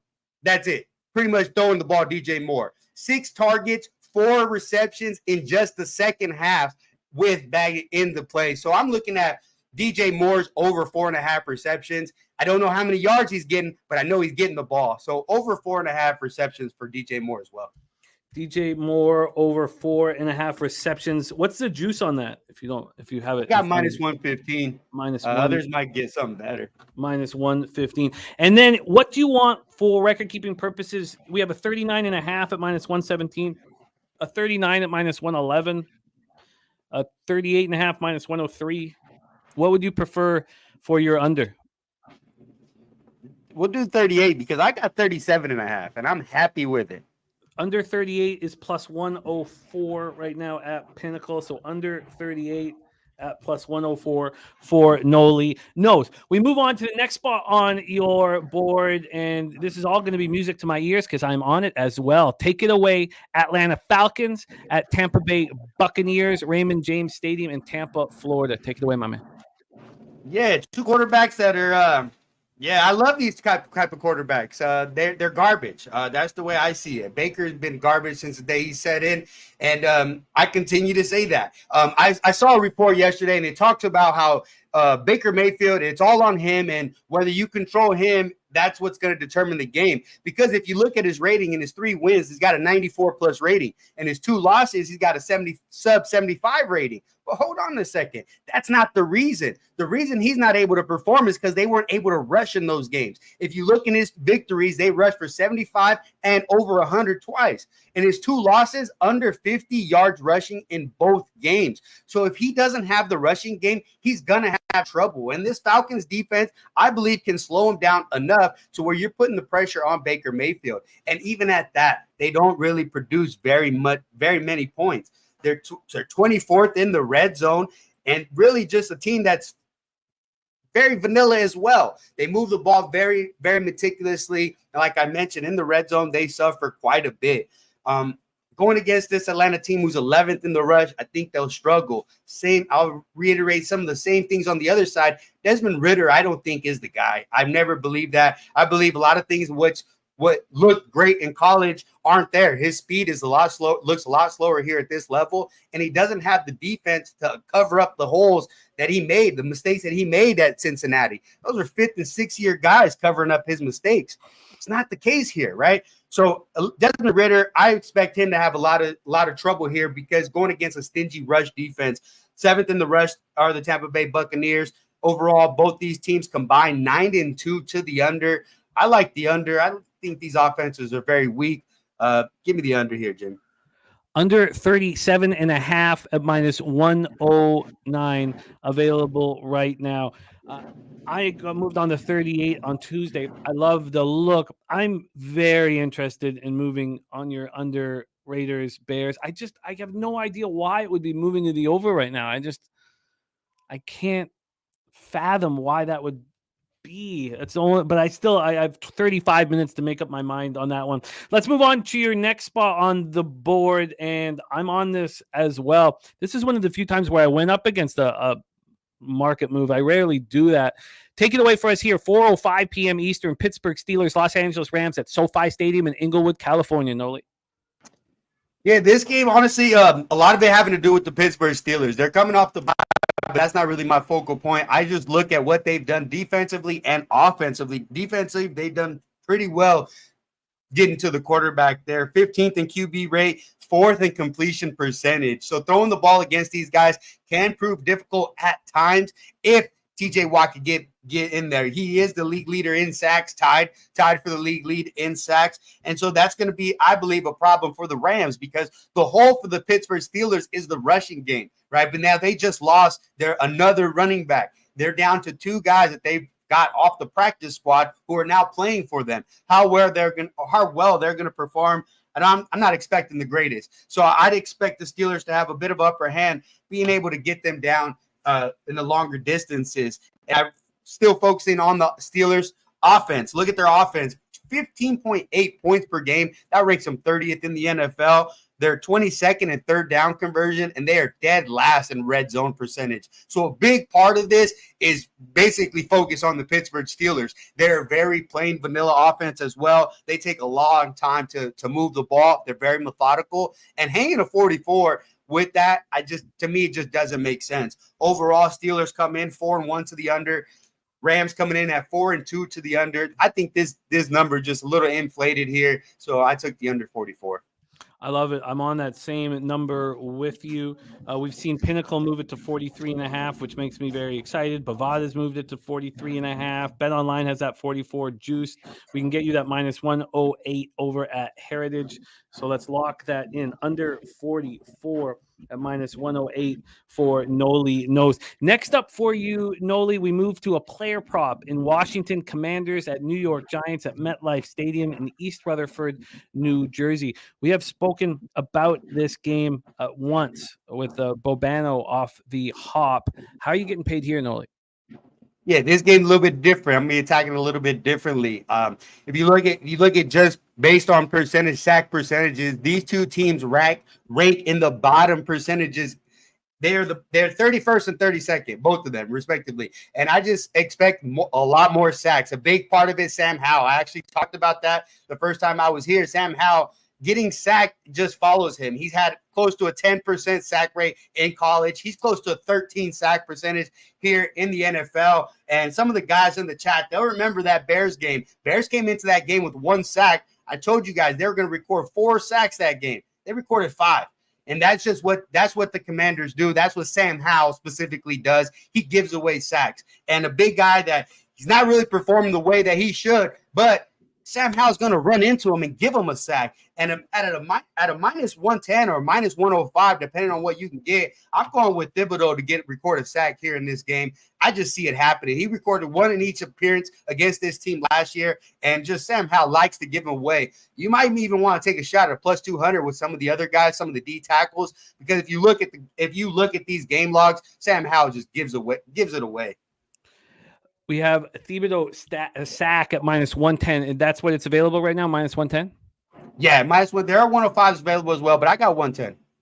Locked in here for Noli. No, it's great to have you back in action with us. So we have DJ Moore over 4.5 receptions at minus 115. The under 38 at plus 104. We have the under 37.5 in Atlanta, Tampa Bay. The under 44 at minus 108 in Pittsburgh, Los Angeles Rams, and Thibodeau sack at minus 110. Noli, we miss you. I miss you on our channel. It is great to see you back in action with us. Please follow Noli on X at Noli Knows. Noli, any last words here for the Cappers supporting the show? Thanks for having me on, and bet those unders. They cash. They certainly do, and they have for a while this year. It is the hottest bet right now in football. The unders right now are 56, 36, and 1, hitting at 61%. That is the best rate since 1991. And in week 6, it went 12, 2, and 1 unders. And only in that week, the one we just had, only 4 games having 40 or more points scored in a matchup. Our next guest, Dutch Boy Fresh, is not here backstage at this point. So Dave Rogers, I will send the message to Dave Rogers to see if he can jump on early. So I'll send that right now, Dave. We'll go review all action, and maybe Jose wants to add some action to his card. So Dave, can you come on now? Here we go. Can you come on now? No Dutch. All right, there we go. So let's review all action here. Oh, and he is here. He has jumped in backstage. Beautiful, perfectly timed here. So let's get him, see if he's ready to rock and roll, because he's been running very nice here on the show. Currently ranked third on the show, 6-4 plus 2.7 units. Last week he went 4-2 plus 2.93 units. We're having a little bit of trouble getting him on, so he's working out his technical difficulties here in a second. So let's review all action on the show as we have Dutch Boy Fresh and Dave Rogers waiting to join us here. So this is what we have so far. We have, by the way, Troy Torrance, Browns -2, Colts team total under 19.5, Eagles -2, Eagles money line, Chargers +5.5, and Vikings 49ers under 44. We have them ready to rock, so let's review all action on the show at a later date and bring on our next guest. As I said, coming off a very strong week, and he's had a great season thus far, currently ranked third out of 23 cappers here on NFL Pub Hub. Please welcome, from Las Vegas, Nevada, Dutch Boy Fresh to the show. Dutch, what's good? Jimmy the motherfucking bag, man. Salute to you, my guy. Sorry for the No problem. little Wi-Fi, a little late, my guy. Trying to make it happen for you. No worries. It is just great to have you here. In excellent week last week. Let's get right to work. You tweeted out all of your action to make it official. Most of the lines you beat, but this one has surprisingly moved a half point against you. Maybe it's the announcement that Hoyer will be in the lineup. So I'd like to hear if you were expecting Aiden O'Connell, if you're upset that it's Hoyer. Take it away for us here. Raiders, Bears, Dutch. Yeah, man. I've been, not the biggest Raider fan, but honestly, I feel like I have a pretty good read on this team of late. Cashed on 2 weeks back to back in a row, and I like what I seen out of Hoyer. I made this bet expecting Jimmy G not to play. Obviously, that's kind of what he does. But yeah, I definitely wanted Hoyer out here, and from what I've seen, there's no fucking way that they would put that rookie back out there. So I made this bet expecting Hoyer to be out there. I low key like what I seen against New England. Did he wow me? Not at all, but he doesn't make the dumb mistakes like I think we'll see on the other side from Chicago. Chicago, let's be real. They not only lost their quarterback, they lost the best fucking running back on the field as well. I don't believe they're loaded in the backfield. I believe this kid is in big time trouble. I believe Max Crosby, is playing at an all-time high right now, and he'll hit that corner many times. This boy's going to be wishing that this game's over probably by the second quarter. I expect Crosby and these boys to have a big game. The Raiders defense is low-key been playing pretty good. Was able to hear a little bit of our guy Noli Knowles breakdown. Shout out to our guy making unders great again. I really think that the Raiders do shut these boys down. I'm not on the total. I'm on the Raiders -3. It does look like I can get a better number now, and I do believe it's because Jimmy G's not out there. But as I said, I expected Hoyer to start. I probably would have bought off this game if Hoyer wasn't out there, to be quite honest with you. I don't trust that O'Connor kid. I know other people are high on him, not me. I know what I'm going to get out of Hoyer. I don't expect him to make the big mistakes. And really what we're doing here, Jim, is we're fading the fucking the Bears. They're the fucking Chicago Bears. They are 0-2-1 ATS this year at the crib. They're 2-11-1 the last 14 football games against the number. So if you're fading the Chicago Bears, you're eating pretty fucking good. Also 1-15 straight up last 16. I know it's a small number as well. They've lost 15 out of the last 16 games, and you're taking the best player off the team. Say what you will about Justin Fields, but he's the best thing they got going over there. Haven't covered a game in 7 straight Sundays. I believe it will be 8. The Raiders have been feeling themselves a little bit. 2 big wins against the Packers, against the Patriots. And you could say that, I say big wins because they were fucking shitty. And you're a shitty team winning 2 football games, low spreads in both games. And a lot of people were looking at the other side. So I think they got a little bit momentum here. I think Devontae Adams talking that talk, even a little bit more healthier. Jacoby Myers has been finding his game as well. And most importantly, Josh Jacobs is getting his legs back. Remember, folks, he didn't play the whole fucking preseason. He's just now getting his legs back. He is the number one. He's one of the best running backs we got in this league. I believe he runs all over the Chicago Bears. The Raiders are good money, my man.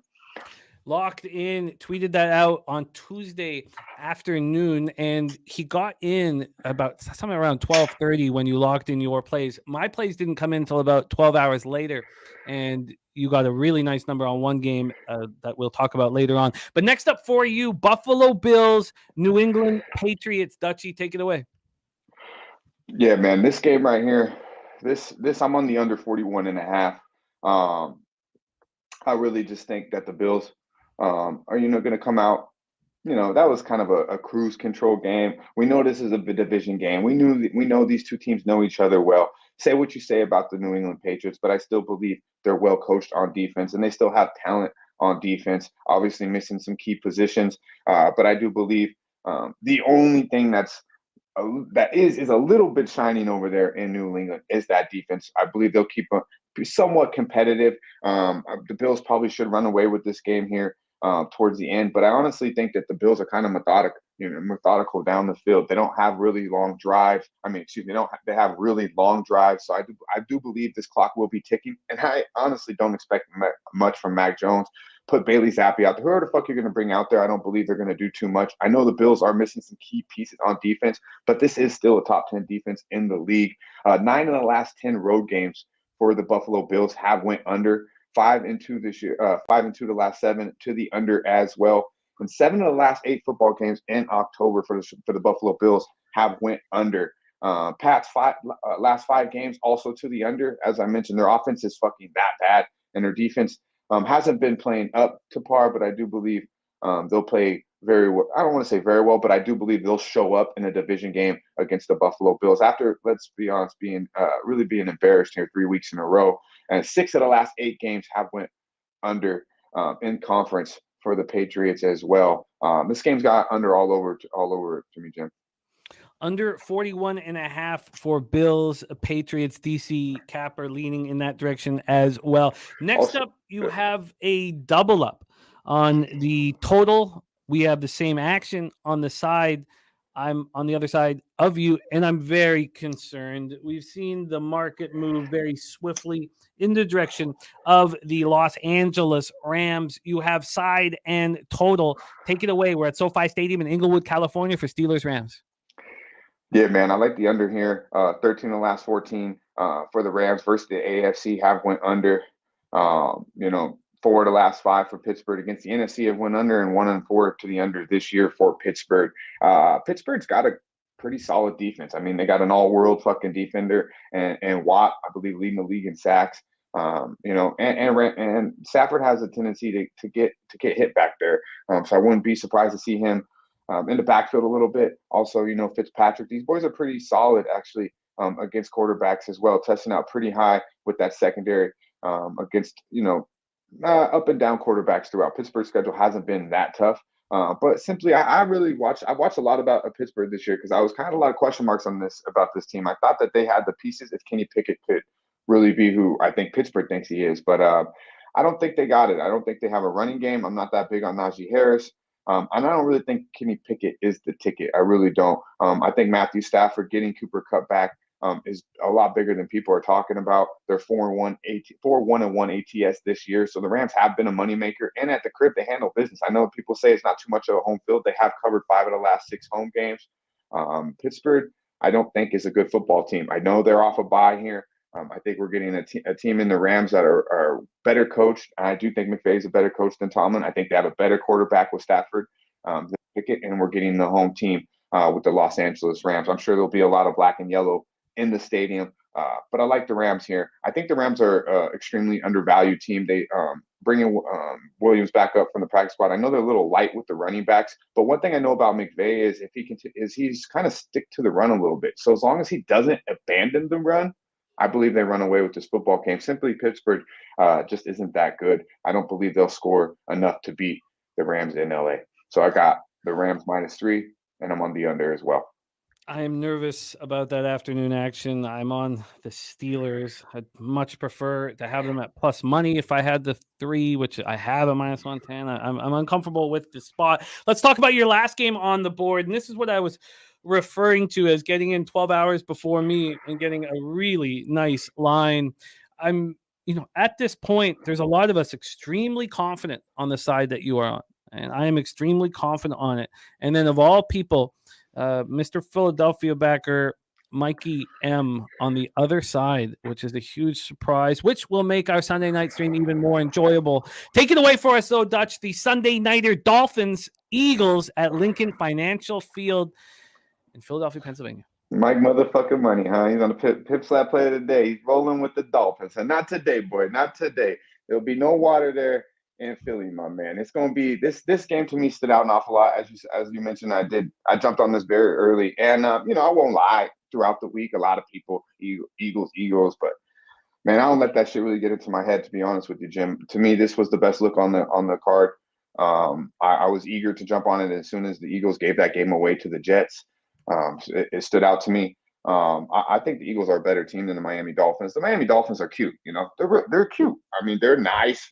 You go watch them. All the ladies like them. Oh, look at that little fast guy, But I mean, who have they beat? Who have they really beat? I mean, they have one good win on their record. I mean, outside of that, they haven't beat anybody. I mean, the one good team that they played, in my opinion, the elite team they played, the Buffalo Bills, put it on these motherfucking boys. All right, yeah, they scored 70, but they also gave up 40 motherfucking 8 the next weekend to Buffalo, and it was easy. All right, 28-point loss. You're catching the Eagles right where you want them. I mean, off an embarrassing loss to Zach motherfucking Wilson and the New York Jets. Come on now. That if you watch that game, that shouldn't have happened. Jalen Hurts made some bonehead plays coming off probably one of his worst games as an NFL player. That's a bet on player to me. That's a guy I will bet on the bounce back with Devontae Smith, AJ Brown. They got the tight end, and let's talk about Swift. I mean, that motherfucker's as nice as can be. Yeah, man, Eagles all day. I simply believe that Dolphins defense is suspect. I honestly believe if Jalen Hurts doesn't turn over this ball, they can score every time they get it. Miami is that bad on defense, and you can kind of look to what Bryce Young did to him specifically in that first half. I know it's the Carolina Panthers, and maybe they were in cruise control, but Bryce Young looked as good as he could look. Back to Alabama days against that Miami Dolphins defense in that first half. And then, of course, obviously, he did what he's done, and that's why we fade Carolina each and every fucking week. But, yeah, man, back to the Dolphins. I think that defense is soft. I believe it's not good, and I think, the coach knows that, and simply what he's going to do is try to outscore you. And I believe the Eagles defense will be that bend, don't break type of defense. Look for Tua to turn the ball over here maybe once or twice.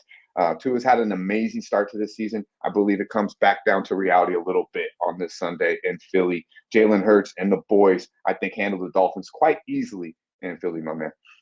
And you got the -1.5 at -110. So excellent work there. And they are 8 straight up last. Excuse my bad. Real quick, I wrote it down. So they're 8-2 last 10 versus the AFC. 10-4 against the last 14 against the AFC, and have won 4 out of the last 5 games at the crib. The number has creeped up a little bit for a reason. The Eagles, to me, are the best look on the board. I agree, and it's more than just a little creep up. I mean, we got 3s on the board right now. We have to get to our next guest, but we do have a question from my guy WT down in Costa Rica. He says, "Are you projecting a blowout in this one?" I am. I don't think it'll be 48-20, but I believe it'll be a double-digit win. And people might ask, why are you doing alternate lines and all that shit? I don't play like that. If I got a -1.5, I load up on the motherfucking Eagles to handle business. And I do believe they cover the 3. I love it. There we go. Dutch Boy Fresh, currently ranked 3rd out of 23 cappers here on NFL Pub Hub. He's on the Eagles, and all of these plays were tweeted out on Tuesday around 12:30 in the afternoon. Eagles -1.5 at -110, Rams -3 at -110, and the under 44 at -110, and Steelers Rams under 41.5 in Bills Patriots, and then the Raiders -3 at -110. Dutchy, thank you for making time for us, my guy. Have a giant Sunday. Please follow Dutch Boy Fresh on X at Dutch Boy Fresh. Dutchy, any last words for Capper Sport in the show? Yeah, I appreciate you, Jim. My fault about being a little bit late. Let's have a profitable motherfucking Sunday. And all you real ones, be sure to vibe out with us on Medicate Monday right here on Pub Sports Radio, 11 a.m. Eastern Time, 8 a.m. right here on the motherfucking Fresh Side tomorrow morning.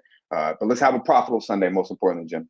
Absolutely. And you guys have been destroying Medicate Mondays. What a record you guys have put together on Medicate Mondays. Must watch must-watch television. All right, let's move on to our final guest here on the show. He's currently sitting in third, I believe. Is that? Let me pull up the records very quickly. In fourth. Currently in fourth, sitting at 11-7 plus 2.37 units, and he's running so hot across all sports right now. And he's here to rock with us on Sunday NFL Pub Hub. He will also be part of our Monday night live stream. Here we go. From Arizona by way of California, please welcome Dave Rogers to the show. Dave, how are you, my man? Good morning, Jimmy. I'm great. How you doing? I am doing great. I can't wait to hear your action. So let's get right to work, Dave. You start with Detroit Lions at Baltimore Ravens at M&T Bank Stadium in Baltimore, Maryland. Talk to us about how you're getting paid here. Yep. So, it's getting real tough, Jimmy. The lines are getting tighter. I index, I come up with my own spreads, and everything's so close. So we're having to really dive into the nitty gritty. And this week has been the closest I've seen. But this game stuck out like a sore thumb to me. Detroit's supposed to be one of the best teams in the NFL. At least that's what I'm hearing. They're changing it around. They're going to win the division. Very, very strange that Baltimore, basically what the line is telling us is these teams are equal on a neutral field, which most people would probably say wouldn't be the case, but I would. This Lions team has had a problem with AFC North teams. They're 0-5-1 straight up, and I know that's straight up, but when you're talking about a spread of 3, that's as close as it can be. Against AFC North teams, they struggle against teams that slow down the pace of play, that have defenses. So if I don't have to have a hook, I have a 3 or less, I'm taking it. That's what I told myself. So I'm on the Ravens here. I think I saw Sean Higgs is on it. And when Sean Higgs is on it, you should be on it. So I'm on it. Yeah, it was great having Sean on, by the way. He was excellent. But I also, I've been leaning in this direction the whole week and have not pulled the trigger. That -3 available right now at -106 over at Pinnacle. So Dave is on the board. Ravens -3 at -106. Dave, let's move on to your next spot. This is a game that we've talked about a lot here on the show, and I am uncomfortable with my action. Now, all of us are on the same total, but a few of us are on the different side of each other with the side. How are you getting paid in Steelers, Rams? Dave, take it away. I saw that you were on the Steelers, and that's maybe not surprising, but people don't realize how good this Rams pass offense is and how bad the Steelers are just in general about all of their stats.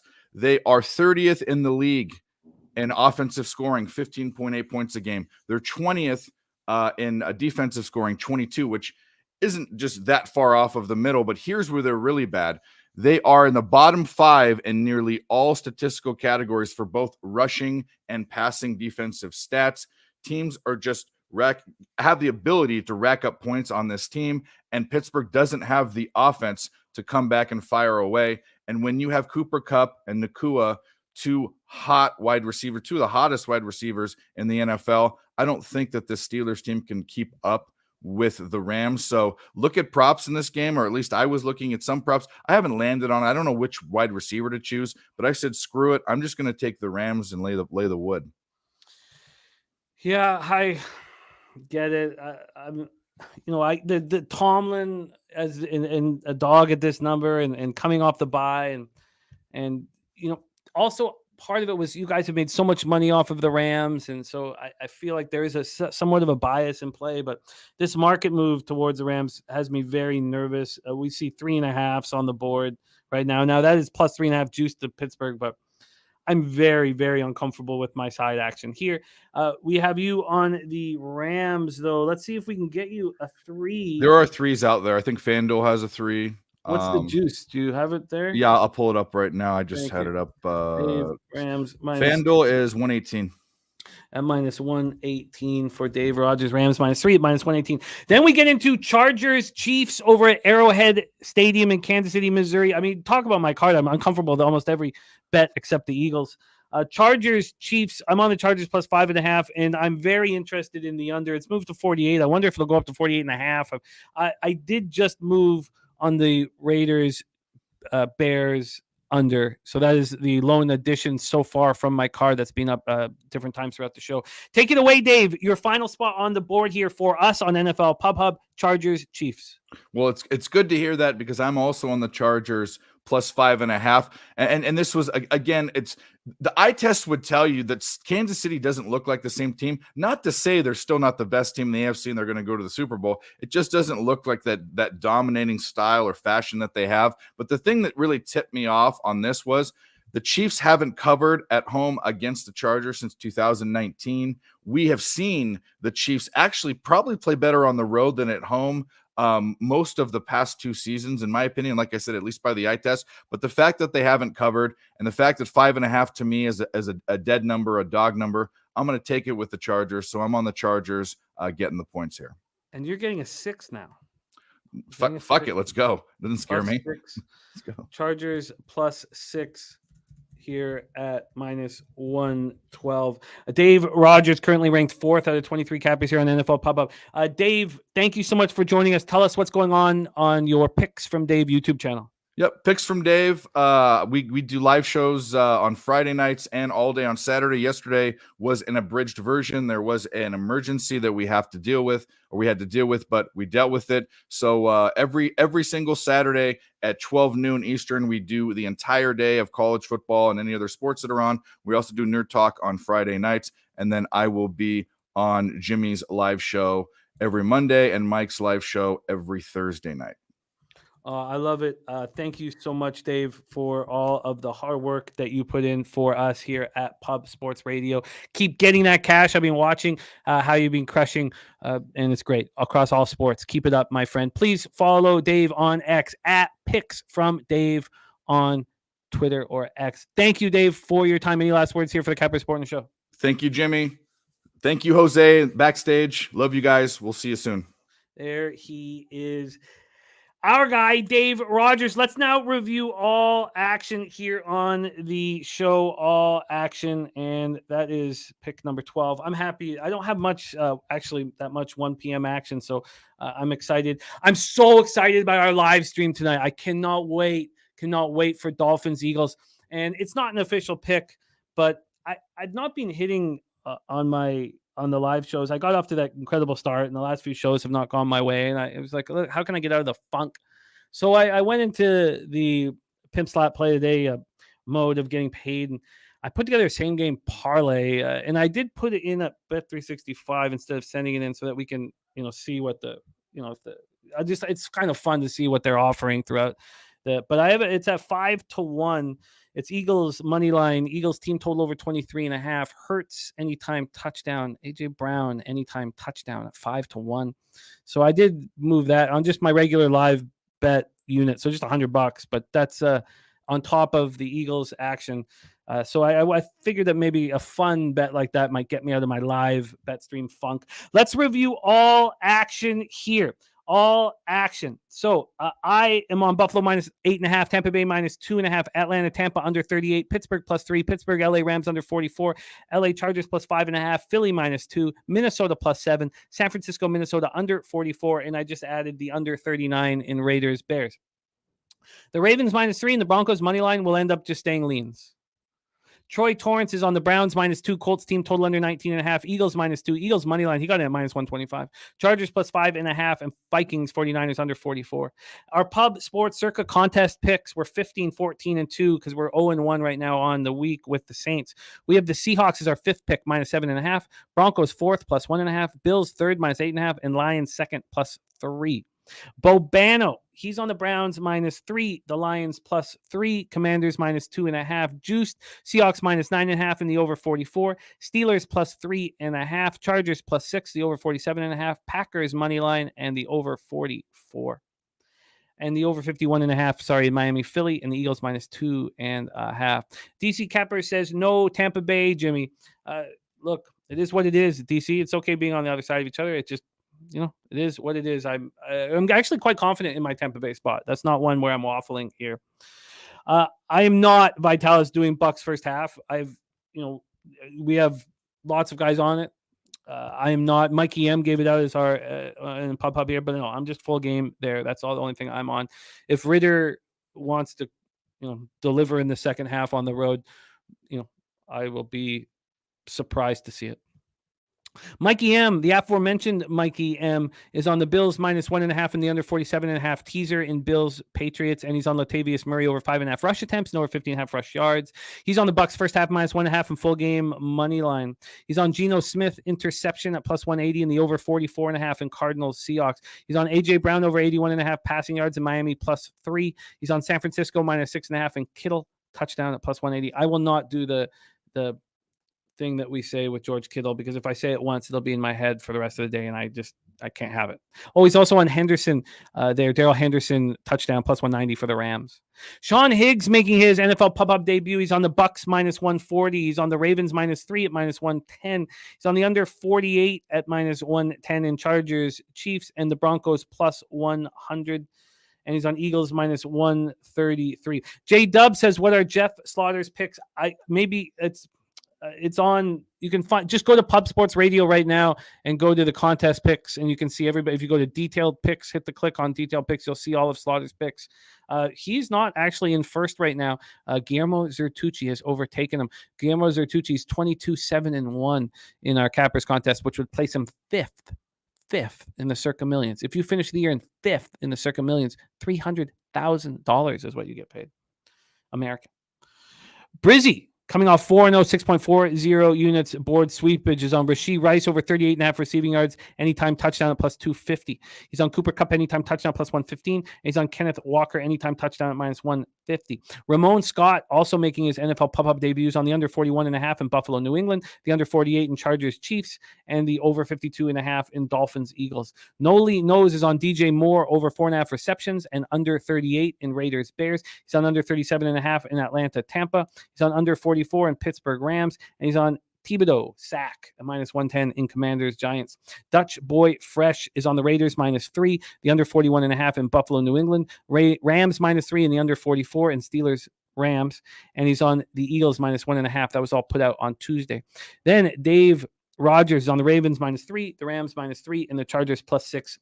And that is our show for today. We truly have no show at all. And look at BJ on the Ravens money line and Eagles money line. Look at that, BJ. Big boy bets. I hope you can join us, BJ, on our Sunday night live stream tonight. J Dub loving the Ravens today. Nunya, J Dub, Andrew G, Londo, DC Capper, Harold Williams, Gagnon, J Dub, Big Luch, Harold Williams, all you guys, thank you. Vitalis, WT, J Peasy in the house, Saturated, Turnsy, Gerardo Hernandez, Thomas Maggio, Gio Donato, all you guys, thank you so much. Rick J, Big O, Terry Walker, Rocco Rogers, Ronnie Umbergia, Woo, RZA, Just Locked, Brent Cook, the Cheshire Cat. We have nothing without you guys. Thank you so much for your support. I wish I could say all of your names to thank you. Joey Harb, Dylon, and Dylon in the house. Thank you guys. Truly. Thank you. Troy Torrance also. And to Troy Torrance and Big Show became fathers this week. You guys are going to be the best dads. So happy and excited for you and your families. Thank you to our producer, Jose Bouquet. 2 minutes away from our big show, Red Zone, NFL Pub Hub Red Zone, or Pub Sports Radio Red Zone, starring our guy Sharpie. He's going to be taking you through all the games. You will go directly there after this. And one more time for you, Jose, thank you for all the hard work that you put in to make the show look so good. You are a class act and a lot of fun to work with. Thank you, guys. It is time for kickoff. We are a minute and a half from kickoff. So let's go out there and get that cash. Let's have a giant week 7. We deserve it. We put in the work. Now let's reap the rewards and get paid in full. Let's go out there and milk the motherfuckers. Leche! Hey, Los Bookmakers.